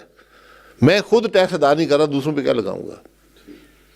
آپ ٹیکس ادا نہیں کرتے، آپ کے حصے دار بن سکتے ہیں ملک کی ووٹ دے کر ملک میں کے اندر فیصلہ کرنے کے؟ یہاں تو اب کوئی بھی پتہ ہے کہ ٹیکس اس ادا زمانے نہیں میں کرتا۔ انگریز صرف ٹیکس پیئر ووٹ دے سکتا تھا۔ صحیح، یہ نظام ایوالو ہوئے ہیں۔ آج یہاں آپ ٹیکس چوری کر رہے ہیں آپ باہر جا رہے ہیں, آپ ہر کام کر رہے ہیں, پوچھنے والا کوئی نہیں ہے, کوئی بھی پوچھنے والا کہ خرچے کہاں سے کرتے ہو. ایک سوال کرنا ہے, خرچے کدھر سے آتے ہیں؟ اگر آمدن ہے تو خرچے کر رہے ہو, آمدن ہے تو میں حصے دار ہوں, حکومت پاکستان حصے دار ہوں تمہارا 5%, 10%, 15% جتنے تم کما رہے ہو اس کو کم کر دیں 15% تک, 5, 10, 15. زیادہ کما رہے ہو 15%, درمیانہ کما رہے ہو 10%, کم کما رہے ہو 5%, 2 لاکھ تک معاف کر دیں. پولیٹیشینس ٹیکس تو دیتے ہیں لیکن کسی کا 2 لاکھ ہے, کسی کا 50,000 ہے, اس طرح ہی ہوا ہے پیچھے. سر میں یہی کہہ رہا ہوں نا, جب آپ کا خرچہ یہاں سے لاہور جانے کا 1.5 لاکھ ہے اور آپ کا سالانہ ٹیکس 1.5 لاکھ آپ ادا کر رہے ہیں تو چوری کر رہے ہیں نا. آپ کے اخراجات دیکھ لیں, گھروں کے کیا اخراجات ہیں. تو پھر جو لوگ خود ٹیکس چور ہیں وہ دوسروں پہ ٹیکس لگائیں گے. یہ بڑی بڑی بنیادی باتیں آپ نے درست کرنی ہے ملک. کیا ٹیکس سے ہی, یعنی دیکھیں اکانومی کے حوالے سے ٹیکس کی بات تو ہے اپنی جگہ پہ, لیکن یہ کہا جاتا ہے کہ دنیا بھر میں ٹیکس جو کلیکشن ہے وہ 20%, 25% میں مطلب تک جاتی ہے میکسیمم. بہت اچھی کنٹریز ہیں, اسکینڈینیوین کنٹریز میں 43-45% ہے. زیادہ تر جو ہم جو دیکھتے ہیں کہ جو ملک ترقی کرتے ہیں وہ ایکسپورٹ بیسڈ اکانومیز ہوتی ہیں, یعنی آپ زیادہ پروڈیوس کرتے ہیں, زیادہ سرپلس ہوتا ہے آپ کے پاس, اس سے آپ زیادہ انفلو ہوتا ہے آپ کا, پھر ٹیکس کی جو کلیکشن ہے وہ بھی اوور آل جو ہے پروپورشنلی بڑھ جاتی ہے. تو ہم اس پہ فوکس نہیں کرتے زیادہ. جو بھی حکومت آتی ہے وہ ٹیکس کے اوپر زیادہ تر یہ ہوتا ہے کہ جناب وہ زیادہ تر انڈائریکٹ ٹیکسز جو ہیں وہ لگا دیے جائیں اور عوام سے جو ہے وہ نچوڑ کے دوبارہ سے خزانہ بھرا جائے. تو یہ جو معاملہ ہے کہ ایک ایکسپورٹ بیسڈ ایک معاملہ ہو, اس میں ڈیورسیفائی کیا جائے ایکسپورٹس کو, اور اس کو ویلیو ایڈیشن ہو اس کے اندر, یہ اس طرف باتیں تو ہوتی ہیں, ہر حکومت کرتی ہے, لیکن اس طرف ہم نہیں جاتے آگے. کیا وجہ ہے, کیا ریزنس کیا ہیں اس کے؟ دیکھیں انڈائریکٹ ٹیکسیشن کا کیا مطلب ہے کہ غریب آدمی امیر آدمی کا بوجھ برداشت کر رہا ہے. ٹیکسیشن ڈائریکٹ ہوتی ہے. جی, میں اگر کما رہا ہوں نا, میں ایکسپورٹ بھی کر رہا ہوں, کما رہا ہوں, میں نے ٹیکس پھر بھی ادا کرنا ہے. ایکسپورٹ ٹیکس سے مستثنا نہیں ہوتا. میں نے ملک میں کمپنی لگائی ہے, میں کما رہا ہوں پیسے, ایکسپورٹ کر رہا ہوں, یہیں بیچ رہا ہوں, میں نے ٹیکس ادا کرنا ہے. میری آمدن ہے, میں نے ٹیکس ادا کرنا ہے. میں نہیں کروں گا پھر آپ پہ بوجھ, پھر انڈائریکٹ ٹیکسیشن ہوگی, پھر آپ کو بوجھ. ہر غریب آدمی یہاں بوجھ ادا کر رہا ہے. آپ گھی خرید رہے ٹیکس ہے, پیٹرول خرید رہے ٹیکس ہے, انڈائریکٹ ٹیکس ہر چیز پہ آپ بس کا ٹکٹ خرید رہے ٹیکس ادا کر رہے ہیں. آپ ڈائریکٹ ٹیکسیشن پہ آئیں. تو کیوں نہیں یہ آتے؟ چیزیں اب آپ نے بات کی, یہ دوسرے مسلم لیگ نون کی بھی حکومت رہی, انہوں نے بھی ڈائریکٹ ٹیکسیشن کی تھوڑی کبھی بات کرتے ہیں, لیکن پھر ایک بیک لیش آتا ہے. آپ کے جو سر کوئی بیک لیش نہیں آتا. پارٹی کے اندر لوگ ہیں, بزنس مین ہیں, وہ کہتے ہیں یہ کیا کر رہے ہو. کوئی میں نے کبھی نہیں سنا. اچھا, ایسی بات کسی میں نے یہ بات نہیں سنی. ڈائریکٹ ان کو پتہ ہے, ٹیکسیشن کی مخالفت نہیں ان کو ہوتی. پتہ ہے کہ ہم نے ٹیکس نہیں ادا کرنا. اچھا, یہ مسئلہ ہے. ہم مجھے پتہ ہے میں چوری کر کے بچ جاؤں گا, مجھے کون پوچھے گا, پوچھنے والا کوئی نہیں ہے. اس لیے آپ کو ڈائریکٹ یہ چیزیں آپس میں جڑی ہوئی نہیں ہے. یہ علیحدہ چیزیں ہیں. امپورٹ علیحدہ چیز ہے, ٹیکس ادا کرنا علیحدہ بات ہے. آپ نے وہ ادا کرنا ہے. اگر آپ نہیں ادا کریں گے ملک نہیں چلے گا. ہماری یہ کیفیت آج ہو گئی ہے. آپ نے اکانومی کو گرو کرنا ہے. اکانومی جب گرو کرے گی تو آپ کی آمدن بڑھ جاتی ہے. یہ بڑی سیدھی سی بات ہے نا. اور ٹیکسز بھی ذریعہ بتاتا کلیکشن ہوگی اس کی. آپ آج دیکھ لیں جو ملک کے اندر مہنگائی ہے, کیا یہ لوگ آج سڑک پہ کیوں نہیں آتے؟ یہ بات آپ نے سوچی ہے؟ کیوں نہیں آتے؟ بیکاز جتنی آپ کی اکانومی ہے اتنی آپ کی انفارمل اکانومی ہے, انلیگل, بلکہ اس سے بڑی ہے. اس میں کوئی ٹیکس حکومت کو نہیں ملتا. تو حکومت غریب ہے, لوگ امیر ہو گئے. ایک بڑا طبقہ ہے جو پسا ہوا ہے. دیکھیں آپ کی 40 سے 45% لوگ سطح غربت سے نیچے آ گئے. یہ پچھلے 5 سال میں آپ 30 سے 45% پہ آ گئے. ہم عمران خان کی محبت میں ہیں, میاں نواز شریف صاحب کی محبت میں ہیں, زرداری صاحب کی محبت میں ہیں. سوال تو یہ ہے کہ اس محبت نے ہمیں 30 سے 45% غربت میں پہنچا دی ہے. وہ 30 سے 15 پہ چل جانا چاہیے تھی. چین کے اندر, چین بہت ترقی کر رہا ہے, اس کے باوجود وہاں غربت تھی. پریزیڈنٹ شی نے 10 کروڑ لوگوں کو سطح غربت سے اوپر لایا. یہ تو اکنامک 10% آبادی کو اوپر لایا سطح غربت سے. ہم نے 15% آبادی سطح غربت سے نیچے لے گئے 5 سال کے اندر. اس لیے یہ بڑی بنیادی چیزیں آپ نے سوچنی ہے, سمجھنی ہے, اس کے مطابق پالیسیاں بنانی ہیں.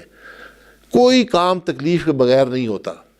سیاسی تکلیف بھی ہوگی, مالی تکلیف بھی ہوگی, جانی تکلیف بھی ہوگی, لیکن یہ فیصلے کرنے پڑیں گے. آج نہیں کریں گے تو کل زیادہ مشکل بن جائیں گے. آج پیٹرول پہ 50 روپے ٹیکس لگا ہوا ہے نا, یہ اگر آپ آج سے 20 سال پہلے آپ 3 روپے لگا دیتے تو آپ کو وہ قرضے نہ لینے پڑتے جو آپ نے آج لیے ہوئے ہیں، جس کا سود 2018 میں آپ کا سود 1500 ارب تھا، آج سود 9000 ارب ہے۔ 9000 روپے۔ یہ سوچے نا ذرا، کسی نے یہ سوچا ہے؟ آپ بیٹھے ہوئے ہیں کرسیوں پہ۔ تو سر یہ جو بڑے بڑے پروجیکٹس ہیں ان کو ذرا دیکھ لیتے ہیں۔ سی پیک کا کیا ہوا؟ سی پیک آیا اور بس پتہ نہیں کہاں چلا گیا۔ سی پیک کیا تھا؟ سی پیک کیا تھا؟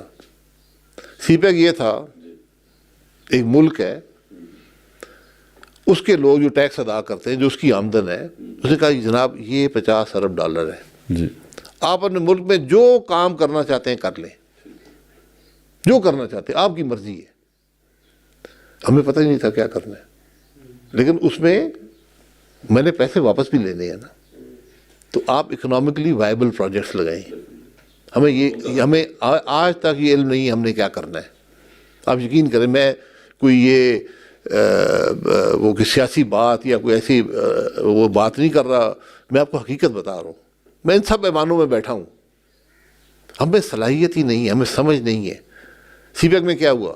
بجلی کی ضرورت تھی، 3 کول کے کارخانے لگ گئے، ٹھیک۔ بجلی کی وائبلٹی جو تھی ان ٹھیک ہے جی، کو ہم نے کر دی۔ وہ 4000 میگا واٹ آپ کی کول کی بجلی، سستی ترین بجلی لگ گئی۔ 3 سالوں میں اگر وہ پلانٹ نہ لگتے جو پلانٹ آپ چلا رہے تھے، جو وہاں سے آپ کو بچت ہوئی، اس نے ان تینوں پلانٹس کی تاحیات قیمت ادا کر دی۔ ٹھیک۔ آپ کہتے ہیں چینی چور ہیں، ہمارے پیسے کھا گئے۔ آپ حکومت کی سطح پہ یہ کہہ رہے ہیں، کس نے کہا؟ یہ مجرم نہیں ہے پھر یہ لوگ، ان کو مجرم سزا ہے؟ دینا چاہیے۔ آپ نے سی پیک بند کر دیا، کوئی پوچھنے والا ہی نہیں ہے۔ کیوں بند کر دیا؟ آخر وجہ کیا؟ سر بس آپ کو کوئی پریشر ہوگا، سیاسی پریشر ہوگا، اور کیا میں کہہ سکتا ہوں۔ دیکھیے میں اس لیے کہتا ہوں ملک میں ایک ٹروتھ کمیشن بنائے، حقیقت حقائق آپ کے سامنے آئے تاکہ آپ اپنی اصلاح کر سکیں۔ ہم اکاؤنٹیبلٹی کے چکر میں سزا کس کو دینی ہے؟ سزا آپ نے زندگی میں کسی کو نہیں دی، نہ آپ دے سکتے ہیں۔ آپ صرف یہ تو سلوشن ہے ٹروتھ کمیشنز۔ صرف ٹروتھ کمیشن تاکہ حقائق کا پتہ اور کس نے کیا رول ادا کیا اس پر؟ جی مسئلہ ایک ایشو ہے نا، یہ الیکشن ہے، آپ بھی آ کے اپنا بیان دے دیں گے، مجھے یہ علم ہے اس کے بارے میں بھی دے دوں گا، حقائق جمع عوام کے سامنے آ جائیں گے، اس کے بعد عوام خود فیصلہ کر لیں گے۔ ہم نے کسی کو سزا نہیں دینی، کسی کی حد تک نہیں کرنی۔ دنیا ودی کنسیلیشن بھی ہوتی ہے۔ آپ کے سامنے یہ روانڈا ہے، 20 لاکھ آدمی قتل ہو گئے سڑکوں پہ، انہوں نے ٹروتھ ریکس نہیں، انہوں نے لوگ آئے، انہوں نے کہا جی میں نے 400-450 آدمی اپنے ہاتھ سے ذبح کیا ہے۔ ایسے لوگ آئے وہاں پر، میں نے 2000 آدمی مارے ہیں میرے لوگوں نے، میرے جو گن مین تھے۔ ان کو ٹھیک ہے، بس ڈاکیومنٹ ہو گیا ہے، کوئی تمہیں ہم نے جیل نہیں ڈالنا، تمہیں پوچھنا نہیں، لکھا گیا ہے تاریخ میں، تاریخ فیصلہ کرے گی۔ اچھا، اور آج وہ ملک ترقی کر رہا ہے۔ آپ کو اگر موقع ملتا ہے ٹروتھ کمیشنز کے اوپر آپ پش کرتے ہیں، کون کون سے بڑے ایشوز پہ ٹروتھ کمیشنز آپ کہتے ہر ہیں ایشو بننے پہ چاہیے؟ کتنے ٹروتھ کمیشنز بنیں گے؟ سر ایک ہی بنے گا، اس میں ہر ایشو پہ آپ لا کے ڈال، آپ ڈاکیومنٹ لیکن کر وہ دیں۔ تو پھر اسکوپ بہت بڑا ہو جائے گا۔ کوئی بات نہیں ہے، ٹیکنالوجی ہے، آپ لکھتے جائیں، ادھر بھر دیں۔ ایشوز کا نام لینا، 3-4 بڑے ایشوز کا جن کے اوپر ہمیں بس سر ایشوز کتنے ایشوز آپ دیکھیں گے یار۔ سی پیک کو کریں گے آپ؟ سی پیک ایک ایشو ہے۔ آپ ایسٹ پاکستان میں کیا ہوا وہاں سے شروع کر لیں۔ ایسٹ پاکستان میں کیا ہوا، اس سے پہلے کیا ہوتا رہا ہے؟ 70 سے جب قائد اعظم کی وفات سے ایوب خان کے آنے تک ملک میں کیا ہوا ہے؟ آپ نے خود ہی کو تاریخ پڑھی ہوگی، مجھے آپ اس عرصے میں بتا دیں ملک میں کیا ہوتا رہا ہے، آپ حیران ہو جائیں گے ہمارے ملک میں کیا ہوتا رہا ہے، اور آج بھی ہم وہی کام کر رہے ہیں۔ آپ نے مینڈیٹ چوری کی بات کی، فاطمہ جناح کے ساتھ کیا ہوا؟ جی فاطمہ جناح کے ساتھ کیا ہوا؟ تو یہ اگر ہم پہلے حقائق عوام کے سامنے رکھ دیتے، آج بھی یقین کریں یہ نوجوان بیٹھے ہیں، ان کو نہیں پتا کہ ایسٹ پاکستان کیوں علیحدہ ہوا تھا، ان کو نہیں پتا۔ یہ سمجھتے بھارت نے سازش کی، بھارت تو سازش کرے گا یار، آپ کو دشمن ہے۔ قائد اعظم کے ساتھی کون تھے؟ بنگال سارا بنائی بنگالیوں نے تو بنایا پھر تھا۔ یہاں پہ ایک امریکن پروفیسر آیا، مجھے کہنے لگا آپ سے ملنا ہے، میں تاریخ پاکستان پہ کتاب لکھ رہا ہوں، مجھے کہنے لگا یار آپ کے ملک میں ایک کام ہوا ہے جو دنیا کی تاریخ میں نہیں ہوا۔ کہتا میں 40 سال سے تاریخ پڑھا رہا ہوں، میں پڑھا رہا ہوں، کون سا کام ہوا ہے؟ اسے کہا دنیا میں ہمیشہ اقلیت علیحدہ ہوتی ہے، آپ واحد ملک ہیں جو اکثریت ملک کو چھوڑ کے چلی گئی، نام بھی چھوڑ گئی ہے۔ سوچا ہم نے کبھی اس بارے میں؟ وہ کیا مجیب الرحمان کیا کہہ رہا تھا؟ 18ویں ترمیم میں آپ نے 10 گنا زیادہ دیا ہے، اس وقت دیتے. اس وقت کر دیتے. 152 سیٹیں مجیب الرحمان نے جیتی تھی, عوامی لیگ نے جیتی تھیں. 74 سیٹوں پہ پیپلز پارٹی تھی. حکومت کس کو بنانی چاہیے تھی؟ 60% سیٹیں اس کے پاس تھیں. تقریباً 60% ان کے پاس. آپ نے نہیں دیا, وہ علیحدہ ہو گئے. ان کا حق تھا علیحدہ ہونا. تو ہم نے تاریخ کو مسخ کر دیا ہے. تاریخ کو مسخ کریں گے تو سبق کیا دیں گے؟ آپ اپنی, ہمیں شوق ہے کریکولم بنانے کا اس ملک میں. ہر حکومت کریکولم, عمران خان کریکولم بنا رہا ہوں جی, اس سے پہلے وہ اپنے مشرف صاحب کریکولم بنا رہا ہوں. مجھے دنیا میں کوئی ملک بتائیں جو کریکولم بناتا ہو. وہ ایگزامینیشن سسٹم بناتے ہیں. صحیح.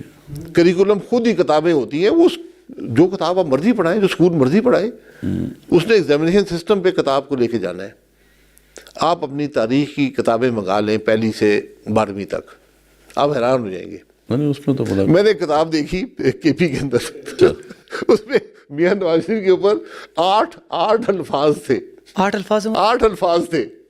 پوری تاریخ کی کتاب میں جو آدمی 40 سال اس ملک کی سیاست میں ایک اعلیٰ عہدوں پر رہا ہو, 8 الفاظ میں ذکر, ساری تاریخ مک گئی اس کی. ساری تاریخ کی کتاب میں. یہ بچوں کو پڑھا رہے ہیں. سر آج کل تو سوشل میڈیا پہ بھی مطالعہ پاکستان کا جو ہے نا مذاق بنایا جاتا ہے. اب نوجوانوں کو پتہ چل چکا ہے کہ مطالعہ پاکستان میں جو ہے نہیں, وہ جیسے نوجوانوں کو سوشل میڈیا سے پتہ لگ رہا ہے نا, وہ اس سے بھی زیادہ مسخ ہوا ہے. مسئلہ یہ ہے, آپ کو حقیقت تو کہیں بتانی پڑے گی نا کہ ہوا ہے کیا ملک کے اندر. آبجیکٹیوٹی ختم ہو گئی ہے. سر اچھا, اب ہمارے جیسے نوجوان جس طرح ہم ہیں, ہم نوجوانوں کو آپ کیا پیغام دینا چاہیں گے کہ نوجوان جس طرح آج کل آپ نے دیکھا کہ پی ٹی آئی کی ایک ہوا چلی ہوئی ہے, اور ہر جتنے بھی نوجوان ہیں بس اسی ہوا میں بہتے چلے جا رہے ہیں, اس طرف چلتے چلے جا رہے ہیں. تو آپ نوجوانوں کو کیا مشورہ دیں گے کہ پولیٹکس کے حوالے سے ان کا کردار کیا ہونا چاہیے, وہ کیسے پولیٹکس میں آئیں, ان کا کیا آپ سمجھتے ہیں کہ جس طرح آپ دیکھیں بہت بڑے بڑے پولیٹیشین پاکستان میں جو نا, جب وہ اتنے بڑے بڑے تھم تھے لیکن پھر بھی انہوں نے سسٹم میں آ کے سفر کیا, وہ اس کا مقابلہ نہیں کر سکے. تو آپ نوجوانوں کو کیا مشورہ دیں کہ وہ کیا کریں؟ دیکھیں, نوجوانوں کو میں مشورہ بعد میں دوں گا نا. پہلے میرا سوال یہ ہے کہ یہی نوجوان ایوب خان کے ساتھ تھے, بھٹو کے ساتھ تھے, میاں نواز شریف کے ساتھ تھے, آج عمران خان کے ساتھ ہیں, ٹھیک ہے, تو کل کدھر جائیں گے؟ جب یہاں سے بھی مایوسی ہوگی نا, وہاں سے ادھر آئیں گے, یہاں سے مایوسی کدھر جائیں گے؟ سیاست کرنا لازمی نہیں ہے, یہ بات ہمیں سمجھنی چاہیے. ہر آدمی, آپ کیسیت ایک والنٹری کام ہے. میں والنٹیئر کرتا ہوں یار, میں اپنی زندگی دوں گا, ہم نے اپنی زندگی دی ہے نا. آپ یہ مجھے زبردستی سے نہیں کہا کہ تم نے زبردستی سیاست کرنی ہے, یار میں تمہیں نہیں جانے دوں گا, سیاست کرنی ہے. آپ اسٹوڈنٹ یونین کی ہم بات کرتے ہیں. اسٹوڈنٹ یونین کیا تھی؟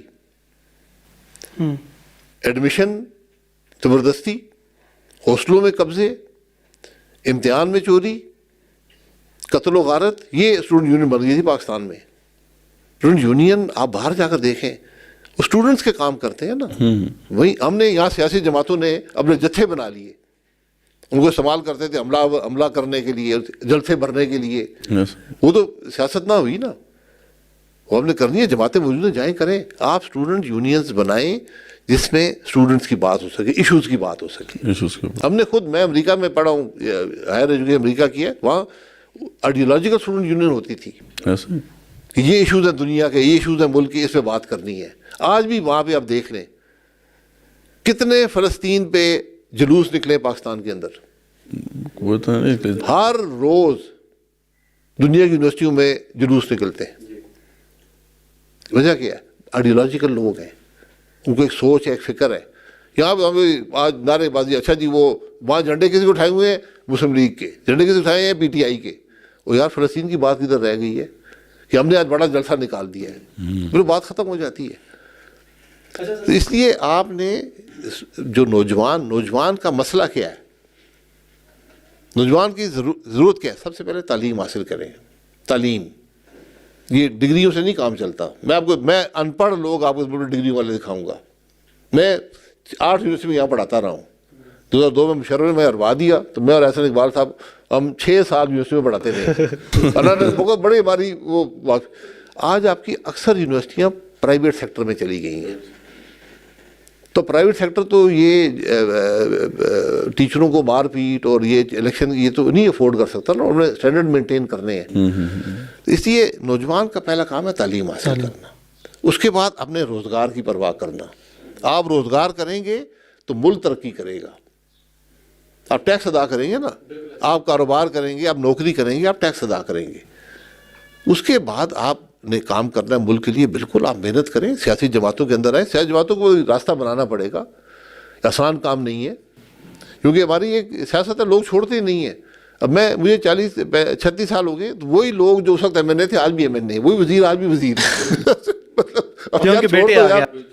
اب ڈار صاحب وزیر تھے, وہ آج بھی وزیر ہے.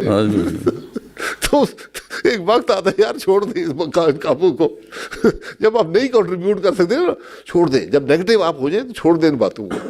تو نوجوان کو جو یہ نعرے سب ہم آپ کو دیں گے, نوجوان کا صرف ایک مسئلہ ہے, وہ روزگار کا ہے. اس کو آپ کاروبار کے مواقع دیں, اس کو روزگار کے مواقع دیں. یہ حکومتی پالیسی ہے جو نوجوان کو سپورٹ کرتی ہے. باقی میں آپ کو لیپ ٹاپ بانٹنے شروع کر دوں, مٹھائیاں دینی شروع کر دوں, ان سے کوئی فرق نہیں پڑے گا. ٹیکسیاں دے دوں, یہ چھوٹی باتیں ہوتی ہیں, ان سے کسی کا مسئلہ حل نہیں ہوا. اگر ایک کا حل ہوتا ہے تو 1000 کا حل نہیں ہوتا. وسائل وہی ہیں, یا وہ ٹیکسی میں چلے جائیں گے, وہ لیپ ٹاپ میں چلے جائیں گے, یا وہ روزگار کے مواقع بنانے میں چلے. بلین پہ ہم بیٹھے ہوئے آئی ٹی میں, انڈیا 200 بلین کراس کر رہا ہے ایکسپورٹس میں. تو کیا اتنا اس ملک میں آپ انٹرنیٹ بند کر دیتے ہیں, اتنے آگے گزرے ہیں؟ آئی ٹی کوئی نہیں لے گا, سمجھے نا. کل رات کو 4 گھنٹے واٹس ایپ ہی نہیں تھا. مطلب کیا کر رہے ہیں یار. تو لوگ اس چیز کو دیکھتے ہیں, وہ کہتے ہیں یار آپ کی عمر تو یہ تو بند ہو جائے گا, تو میرا تو کام تو آن لائن ہے اور ریئل ٹائم ہے, تو میں کیا کروں گا. تو یہ سب چیزیں جڑی ہوئی ہیں, سیاسی استحکام, معاشی استحکام, ایکسپورٹ, ہر چیز جڑی ہوئی ہے. اچھا سر, یہ جو ہماری آئیڈیالوجیکل باؤنڈریز ہیں اس پہ بھی تھوڑی سی بات کرتے ہیں. پاکستان اسلام کے نام پہ بنا, اور پھر آبجیکٹیوز ریزولوشن ہے, اور پھر اس کے بعد 1973 کا جو آئین ہے. لیکن اس کے حوالے سے ہم دیکھتے ہیں کہ مسلم لیگ نون کا بھی ایک ہمیشہ سے پرو کنزرویٹیو ایک سٹینس رہا, اور وہ ایک پرو کنزرویٹیو پارٹی سمجھی جاتی رہی. لیکن ہم دیکھتے ہیں کہ ٹرانزیشن شاید ہوئی ہے بیچ میں, اب وہ شاید جو ہے لبرلزم کی طرف چلے گئے ہیں, یا لبرل سٹینس ہے ان کا. یہ آپ دیکھتے ہیں کہ یہ ٹرانزیشن ہوئی ہے, اس کے کیا ریزنز ہیں؟ کیا دنیا میں ختم ہو گیا right wing, left wing, conservative, liberal, یہ اب ختم ہو گیا, سارا ماڈل ہو گیا ہے. ہاں جی. اب وہ آئیڈیالوجیکل نہیں رہی, اب وہ ساری اکنامک پرفارمنس پہ بات آ گئی ہے. تو وہ آئیڈیالوجی جو ہے وہ آپ کو رکھنی چاہیے, اس میں کوئی شبہ نہیں ہے. آپ ہماری جو دینی جماعت ہے ان کو بھی دیکھ لیں, وہ بھی کسی بات سے ہٹ گئی ہیں. آپ یہ دیکھ لیں کہ ہمارا ایک آئین ہے, جتنا ایکسپلیسٹ آئین یعنی ڈیٹیل میں آئین ہمارا ہے دنیا میں نہیں ہے. ہر حلف بھی اس کے اندر موجود ہے. ٹھیک, آپ نے ایم بننا ہے نا, حلف ہے. آپ نے جج بننا ہے, حلف ہے. فوجی افسر بننا ہے, حلف ہے. وزیر اعظم بننا ہے, حلف ہے. آئین کا حصہ ہے. اللہ کو حاضر ناظر جان کر میں آئین کے تحت حلف اٹھاتا ہوں. ہم سب حلف توڑ رہے ہیں. آئیڈیالوجی کو چھوڑیں, پھر آئیڈیالوجی کون سی رہ گئی ہے. تو جب ہم اتنے گر جائیں گے کہ ہمیں اپنے آئینی حلف کی, جو اللہ کو حاضر ناظر جان کر میں اٹھا رہا ہوں, اس کی پرواہ نہیں ہے. آپ امریکہ میں نظام امریکہ کس بات پہ چلتا ہے؟ قانون پہ چلتا ہے, سب کے لیے برابر ہے. آپ نے ٹیکس ادا نہیں کیا. ایک عورت تھی, امریکہ کی امیر ترین عورت تھی, 83 سال عمر تھی, اس نے $22 ملین ٹیکس ادا کیا اس سال. 2.5-3 کی اس نے نہیں دیا, یہ چوری ہوئی, یہ غلطی ہوئی, جو بھی, 3 سال جیل ڈال دیا اس کو. امریکہ میں حلف, جب آپ وٹنس سٹینڈ پہ جاتے ہیں, عدالت میں جاتے ہیں, آپ کہتے ہیں کہ میں سچ بولوں گا, صرف سچ بولوں گا, سچ کے علاوہ کچھ نہیں بولوں گا, اللہ تعالیٰ میری مدد کرے. ہم اور وہ وہاں جھوٹ بولنا اس سے بڑا جرم نہیں ہے. ہمارے حلف میں یہ ہے, یہ عام آدمی عدالتوں, ہم تو ہمارا عدالتوں کا ایک پیشہ بن گیا نا, 13 سال عدالتوں میں پھر رہے, بڑا گہرا تعلق. دنیا کی ہر قسم کی عدالت میں جا چکے ہیں, ٹینس کورٹ سے لے کر نیب تک, ہر قسم کی. تو وہاں پہ حلف یہ ہوتا ہے کہ میں جو کہوں گا سچ کہوں گا, سچ کے سوا کچھ نہیں, اور سچ نہ کہوں تو مجھ پہ اللہ تعالیٰ کا قہر نازل ہو. اچھا, یہ پڑھا, یہ ہمارا حلف ہوتا ہے. صحیح ہے, پھر بھی مطلب ہم کر لیتے ہیں. اور ہر آدمی وہاں جھوٹ بول رہا ہے. یہ معاشرے کی خرابی ہے. اس لیے یہ بڑی ہمیں بڑی اصلاح کی ضرورت ہے. ہم اپنے دین سے دور ہو گئے. وہی بات, دین کے ہمارا دین, اور کیا سچ بول رہے یار, حق کی بات کرو, دل میں ہی سمجھو یار, برا تو سمجھو نا ایک بات کو. اچھا سر، ٹائم بھی کافی ہو گیا تو آخری سوال کی طرف میں بڑھنا چاہوں گا. سر آپ سیاست میں اپنے شوق سے آئے تھے یا والد صاحب آپ کے ان کی ڈیتھ ہوئی اور اس کے بعد آپ کو پھر وہ جگہ فل کرنی تھی اس لیے آپ اسٹیپ ان ہوئے؟ اور اس کے بعد ایک اور سوال میں اس کے ساتھ جوڑنا چاہوں گا کہ ابھی آپ کی عمر کے آپ ایک خاصا جو ہے نا عرصہ گزار چکے ہیں، تو آپ کو کوئی پچھتاوا ہے اپنی اس فیصلے پہ کہ آپ ایک انجینئر تھے اور وہاں سے آپ اس طرف آئے؟ اور دیکھیں، میں پہلی بات یہ ہے کہ میری خوش قسمتی ہے کہ ہم سیاسی خاندان نہیں ہیں. ہمارا کوئی تعلق سیاست سے نہیں تھا. ہم جس گاؤں میں رہتے تھے وہاں بھی ہمیں میرے والد صاحب کو کوئی نہیں جانتا تھا. وہ وہیں پہ بڑے ہوئے تھے، اسے کے اسکول سے انہوں نے پڑھا تھا. مری جا کے پیدل فٹ بال کھیلتے تھے اور واپس آتے تھے. بجلی ہمارے گاؤں میں لگی ہے 1980 میں. سڑک آئی ہے کوئی 1978 میں ہے. اس سے پہلے کچی سڑک تھی، 3 بسیں دن میں آتی تھیں. ہم بھی ہر سال 3 مہینے جا کر ادھر رہتے تھے. میرے والد صاحب ایئر فورس میں تھے. ہر سال چھٹیوں میں، گرمی چھٹیوں میں 3 مہینے ہم دادا دادی کے پاس رہتے تھے. نہ ادھر پانی تھا، مطلب چشمے تھے، نہ ادھر سڑک تھی، نہ ادھر بجلی تھی، ادھر کچھ بھی نہیں تھا. نہ ادھر باتھ روم ہوا کرتے تھے. اب بچوں کو بتائیے باتھ روم نہیں تھے تو کیا کرتے تھے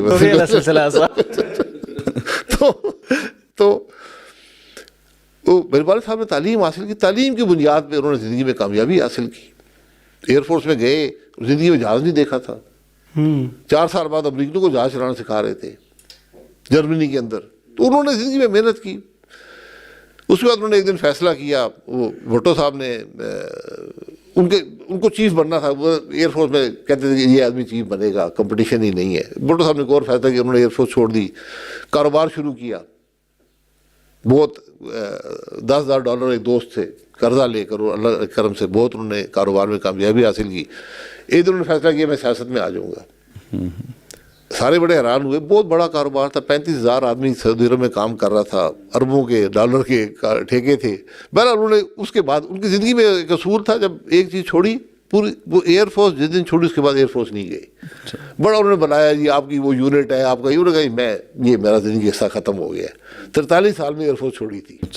کاروبار کیا، سیاست میں. ایک دن والدہ کو کہا جی بس یہ کاروبار کا حصہ ختم ہے، اب میں نے سیاست میں. لوگوں نے کہا جی آپ کو جانتا کوئی ہے نہیں. انہوں نے الیکشن لڑا، بہت مایہ ناز ایک سیاستدان کے خلاف، وہاں بھی جیت گئے. اس کے بعد وہ کابینہ میں آئے. کابینہ میں بھی ان کا ایک مقام تھا، آج بھی لوگ یاد کرتے ہیں. یہ اپنی محنت کی بات ہے. پرائم منسٹر سے ان کی بات بنی، استعفیٰ دے دیا انہوں نے وزارت سے استعفیٰ دے دیا. اس کے بعد ان کی عزت میں اضافہ ہی ہوا. اجڑی کیمپ میں ان کی وفات ہو گئی اور اس وقت 57 سال ان کی عمر تھی. تو میں تو 13 سال سے پاکستان میں نہیں تھا. میں امریکہ پڑھنے گیا تھا، وہاں سے سعودی عرب میں آ کے نوکری کرتا تھا مڈل ایسٹ میں. پاکستان میں آتا جاتا تھا.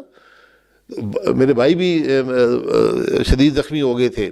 تو میں یہاں پر آیا تو لوگوں نے کہا جی آپ نے ہمیں ایک حلقے میں ایک گروپ بندی ہوتی ہے، انہوں نے کہا آپ نے الیکشن لڑنا ہے. میں کہا جی ہمارے خاندان میں کوئی بالغ مرد ہے نہیں، کاروبار بھی زندگی بھی کمانی ہے. اور میرے والد صاحب نے زندگی میں ایک ہمیں سب کو کہا تھا کہ آپ کو وراثت نہیں ملے گی. اچھا، کوئی کوئی وراثت نہیں ہوگی، اس ادھر کوئی توقع مت رکھیں. میرے والد صاحب نے زندگی میں کوئی اثاثہ نہیں بنایا. اچھا. یہ گھر ہم نے جب ایئر فورس سے ریٹائر ہوئے ہیں تو جو پینشن کی کمیٹیشن ہوتی ہے اس سے یہ پلاٹ بازار سے لیا اور اس پہ ایک گھر بنایا، اور آج تک ہمارے پاس یہی گھر ہے. اچھا اچھا. انہوں نے کوئی اثاثہ، کوئی بلڈنگ، کوئی فارم ہاؤس، کوئی پلازا کچھ نہیں بنایا. وہ اس کو غلط سمجھتے تھے. تو انہوں نے کہا وراثت آپ کو کوئی نہیں ملے گی، جب تک آپ پڑھ رہے ہیں میں آپ کے خرچے برداشت کروں گا، اس کے بعد آپ جانیں. تو ہمارے ساتھ بھی یہی ہوا. تو میں نے کہا جی یہ لوگوں نے کہا جی آپ نے کرنا ہی کرنا ہے. تو میں نے کہا چلے میں اب ایک دفعہ، تو وہ 88 کی بات ہے اور آج جی 88 میں، آج 2024 ہو گیا ہے. آپ دوست ہمارے جو امریکہ میں ساتھی رہ گئے تھے وہ ارب پتی ہے، کھرب پتی ہے، بڑے بڑے محلوں کے مالک ہیں. لیکن کوئی پچھتاوا نہیں ہے. میں سمجھتا ہوں کہ 8 الیکشنز میں آپ آئے اور الیکشن بھول ہی گئے. میں 10 ہو گئے. 10 ہو گئے. 10 میں، ان میں سے میرے خیال میں 7 میں، 8 میں کامیابی ہوئی ہے، 2 میں ناکامی ہوئی. وہی یعنی 50 پہلے تو 36 تھا، 36 تھا آپ کا، جو والد صاحب کا تھا 50 ہوا، پھر پتہ نہیں کیا 50 نمبر بدلتے رہے، اس مرتبہ نمبر بدلتے رہے. بہرحال کوئی پچھتاوا نہیں ہے اللہ کے کرم سے. دیکھیں آپ کاروبار کرتے ہیں، آپ کو علم حاصل کرتے ہیں، آپ چند افراد کو یا سینکڑوں افراد کو یا ہزاروں افراد کو متاثر کرتے ہیں. اس کام میں آپ اپنی قابلیت سے کروڑوں لوگوں کی زندگی میں کوئی بہتری لا سکتے ہیں. 24 کروڑ عوام کا فیوچر ہے جی ان کے لیے, اور وہ ایسے کام ہوتے ہیں جو ان کو پوری زندگی کام آتے ہیں. تو اس کا اپنا ایک ہے, ٹھیک ہے, اس کے اندر آپ کے پاس زندگی کا معیار شاید وہ نہ رہتا ہو جو دوسروں کا ہو. اللہ کا کرم ہے کہ آج تک ایک پیسہ کی کوئی الزام نہیں, الزام بڑے لگے ہیں. میں نے سب آج بھی 2 ڈال تو میں کریں یار, الزام تو خراب کے اوپر ہوتے لگے کہ نہیں بالکل, میں کہ جو الزام لگانے لگائیں, میرے پاس جواب ہے. مشکلیں ہم پر پڑی تھی کہ آسان ہو گئی. تو اب تو میں کہ آپ نے سیاستدان پہ الزام لگانا ہے, ٹی وی کیمرے لائیو لگائیں اور لوگوں کو دکھائیں اس پہ کیا الزام ہے. میں 4 سال سے پوچھ رہا ہوں, عمران خان کی حکومت تھے, میں کہا مجھے بتاؤ مجھ پہ الزام کیا لگایا ہے تم نے, آج تک جج نہیں بتا سکے. میں نے ہائی کورٹ میں اپیل کی ہوئی ہے مجھے صرف یہ بتانے کے لیے کہ میرا الزام کیا ہے, میرا جرم کیا ہے. کہتے آپ نے کرپشن نہیں کی. میں کہا پھر میں نے کیا کیا ہے, میں جیل میں کیوں گیا ہوں, میرے پہ 4 سال مقدمے کیوں بھگت رہا ہوں. ہم نے ایک تماشا لگا دیا اس ملک میں. تو مجھے کوئی اللہ کے کرم سے کوئی پچھتاوا نہیں ہے. یہ اس کام کو میں ذمہ داری سمجھتا ہوں, یہ ذمہ داری کا کام ہے. کچھ ہماری اداری بات ہے دین کے حوالے سے, کچھ ایسے ایشوز ہیں جن کے اوپر ہم کہتے ہیں کہ ہماری ڈیڈ لائن ہے. جیسے اب یہ قادیانیت والا مسئلہ ہے یا ختم نبوت والا مسئلہ ہے. ہم دیکھتے ہیں کہ اس مسئلے کو سیٹل تو کر دیا گیا ہے الحمدللہ, ان کے اندر بھی یہ بات ہو چکی ہے, اور بعد میں 1984 میں وہ ذاکر جو تھا آرڈیننس وہ بھی پارلیمنٹ نے انڈورس کر دیا تھا. لیکن پھر بھی اس کے اندر وقتاً فوقتاً جو ہے کچھ شرارت ہوتی رہتی ہے. یہ کیا وجوہات ہے؟ کیا یہ انٹرنل کو پریشر ہوتا ہے یا ایکسٹرنل کو پریشر ہوتا ہے جس کی وجہ سے جو ہے اس کے اندر کچھ؟ سر کوئی پریشر نہیں ہے, میں حیران ہوں. یہ ہم ایشوز بنا لیتے ہیں. ختم نبوت پہ کوئی 2 رائے ممکن نہیں ہے. سوچ کو تو چھوڑ دیں نا, یہ یقین کو چھوڑ دیں, میں رائے ممکن نہیں ہے, بات ختم ہوا ہے. ہم نے اس پہ اب وہ ختم نبوت کا ایشو آیا تھا, میں اس پہ ٹروتھ کمیشن آپ اس پہ ایک بنا دیں, آپ کو حقیقت نظر آئے, اس پہ بھی بننا چاہیے. میں اس کی حقیقت جانتا ہوں. ٹروتھ کمیشن میں اور بتائیں نا, اور کوئی ہے تو بتا دیں, نیب تو نہیں ہے نا. میں اس وقت اسمبلی کا ممبر تھا, پر وزیر اعظم تھا, مجھے پتہ ہے کیا باتیں ہوئی. اب وہ باتیں آپ پبلکلی کرنے کے قابل نہیں ہیں. چلیں, اب پرائم منسٹر بھی رہے, انٹرنیشنل سطح پہ جب آپ جاتے ہیں, ناری بات ہے, تو آپ کو بہت ساری چیزوں کا آپ نے دیکھا ہوگا اپنی آنکھوں سے, کتنا پریشر ہے ہمارے اوپر, کتنے ہم خود مختار ہیں. یہ کیا اس طرح کی چیزیں ڈکٹیٹ ہوتی ہیں جیسے اب یہ ٹرانسجینڈر کا سارا معاملہ ہے, LGBTQ کا معاملہ ہے, کیا یہ کہیں اوپر سے امپوز ہوتا ہے آپ کو, یا یہ کہ یا آپ کی طرف سے یہ ایک ایسا انڈیکیشن جائے کہ یو آر پرو LGBTQ یا اس طرح کی چیزوں کی اگر آپ پرو ہیں, آپ سپورٹ کرتے ہیں, تو اوپر سے آپ کو ایج مل جائے گا. کیا یہ ایسی کوئی بات ہے؟ نہیں, ایسی کوئی بات نہیں ہوتی. یہ دیکھیں, آپ پرو کسی بات کے نہیں ہو سکتے. آپ کو عوام جو مینڈیٹ دیتی ہے اس کے پرو ہوتے ہیں. جو عوام کہے گی, کوئی سیاستدان عوام کی رائے, عوام تو اس کے خلاف ہے, لیکن اس کے باوجود ہمارے پولیٹیشینز جو ہیں اس طرح کی بات کرتے ہیں, اور ہمیں انڈیکیشن نہیں ملتا کہ اوپر سے سپورٹ بات جاتی ہے کہ بات ہوئی کیا ہے نا, بات کو بگاڑا جاتا ہے. میں نے اکثر یہ دیکھا ہے, حقیقت کچھ اور ہوتی ہے. دوسری بات یہ ہے کہ اگر آپ کا گھر کمزور ہوگا نا, پھر آپ کو باہر سے دباؤ آئے گا. تو گھر تو کمزور ہے, گھر کمزور ہے, تو پھر آپ دباؤ کو مقابلہ کرتے ہیں. جہاں پر لیکن جہاں پر آپ کے دین کا مسئلہ ہے, آپ کے آپ اس پہ کوئی کمپرومائز نہیں کر سکتے. دوسرے ملک اس بات کو قبول کرتے ہیں کہ یار یہ ان کے دین کا مسئلہ ہے. اب 4 شادیوں کی اجازت نہیں ہے دنیا کے اندر, پاکستان میں ہے, تو وہ اس بات کو قبول کرتے ہیں کہ ٹھیک ہے یہ آپ کا ہے, لیکن آپ کسی کو قتل نہیں کر سکتے بغیر وجہ کے. آپ کے قانون میں بہت سے ملک ہیں جنہوں نے سزائے موت ختم کر دی ہے, لیکن وہ بھی آپ کو کہتے ہیں یار آپ بھی ختم کر دیں, ہم سمجھتے ہیں یہ ظلم ہے. آپ نے نہیں کی, کوئی بات نہیں, انہوں نے قبول کیا. تو آپ کو اپنی خود مختاری کا معیار خود مقرر کرنا پڑتا ہے. خود مختار آپ جب ہوں گے جب آپ معاشی طور پہ خود مختار ہوں گے, اس میں کوئی شک نہیں. جب آپ جسمانی طور پہ خود مختار ہوں گے, یعنی آپ کی کوئی طاقت بھی, ملٹری طاقت بھی ہوگی, تو یہ سب چیزیں اکٹھی جاتی ہیں. ہمیں اس بات کو سمجھنا چاہیے کہ جب آپ کمزور ہوں گے آپ پہ ہر قسم کا دباؤ آئے گا. اور پاکستان کی معیشت کا یہ حال ہے, پولیٹکس کا بیڑا غرق ہوا ہوا ہے. ہمارے لیے فیوچر کیا ہے؟ بس یہ آخری سوال آپ سے کرتے ہیں, فیوچر کیا آپ دکھاتے ہیں ہمیں؟ نوجوان یہاں پہ تو پریشان. فیوچر ہاتھ پیر ماریں گے تو فیوچر ہے, ہاتھ پیر نہیں ماریں گے تو فیوچر نہیں ہے. ہاتھ پاؤں مارنے کا طریقہ بھی تو سکھانا پڑے گا. طریقہ میں پھر ماضی کو ذرا سبق حاصل کر لیں نا. جب عمران خان صاحب آئے ہیں تو 24 کھرب کے ہمارا ڈومیسٹک ڈیٹ تھا, ہمارا مسئلہ بیرونی قرضے نہیں ہے، اندرونی قرضے اندرونی قرضے زیادہ ہیں، 60-70% میں حال میں تو جی اندرونی ہیں۔ 70%، اور یہ 24% پہ ہے اس وقت 24% سود ہے، 24% سود ہے، ان پہ 2-3% سود ہے۔ مزے کی بات ہے کہ تو جب 2-3% عمران ہو خان جاتے گئے ہیں ہیں تو یہ 24%۔ پہنچ گیا تھا 60 ارب پہ، جتنا نے لیا تھا دگنا ہو گیا، وہ اب پہنچ گیا 90 ارب پہ، تو یہ ایکسپونینشلی گرو کر رہا ہے۔ ایسا ہی ہے۔ اس کو آپ نے کنٹرول کرنا ہے۔ کنٹرول کیسے کریں گے؟ آپ نے ملک کو ترقی دینی ہے، آپ نے ٹیکس ادا کرنے ہیں، اس ملک کے لوگوں نے ٹیکس ادا کرنے ہیں۔ اگر ٹیکس ادا نہیں کریں گے آپ سود سے لیں گے۔ یہ ہم کہتے ہیں ریلیف کی بات ہم کرتے ہیں، ہر آدمی کہتے ہیں ریلیف کیا ہوگا بجٹ میں خاک ریلیف ہوگا۔ آپ سارے ہر ریلیف دے سکتے ہیں لیکن قرضہ لے کر ریلیف دینا پڑے گا۔ آپ نے لیپ ٹاپ بانٹنے ہیں، قرضہ لے کر بانٹنے ہیں۔ آپ نے آٹا بانٹنا ہے، قرضہ لے کے بانٹنا ہے۔ آپ کی وفاقی حکومت کی تمام آمدن جو ہے سود میں نکل جاتی ہے، بلکہ سود بھی پورا نہیں ہو رہا۔ اب آپ دفاع کے لیے اضافی قرضہ، حکومت چلانے کے لیے اضافی قرضہ، ڈیولپمنٹ کے لیے اضافی قرضہ، بیس کا پروگرام ہے اضافی قرضہ، اور وہ قرضہ آپ 24% پہ لیتے ہیں۔ یہ بات ہمیں سمجھنے کی ضرورت ہے۔ یہ بہت 24% پہ کیوں دیا جا رہا ہے؟ اور یہ کیا اس میں وہی بینک مافیا ہے جو کہ نہیں، یہ بینک مافیا نہیں، بینک مافیا نہیں ہے، وہ تو جتنا ان کو تو اپنا مارجن ملتا ہے نا، وہ آگے 18-20% ادا کرتے ہیں، 24% لے لیتے ہیں۔ اور سب سے آسان ہے حکومت پاکستان کو پیسہ دے دو، آرام سے ملے یہ گا پیسہ۔ آسان کاروبار ہے۔ یہ IMF کا پروگرام ہے۔ اچھا، IMF کا دنیا میں ایک ہی فارمولہ ہے۔ اس فارمولے کے تحت آپ نے اکانومی کو دباؤ میں رکھنے کے لیے انٹرسٹ ریٹ بڑھاتے ہیں کہ اکانومی زیادہ گرو نہ کرے،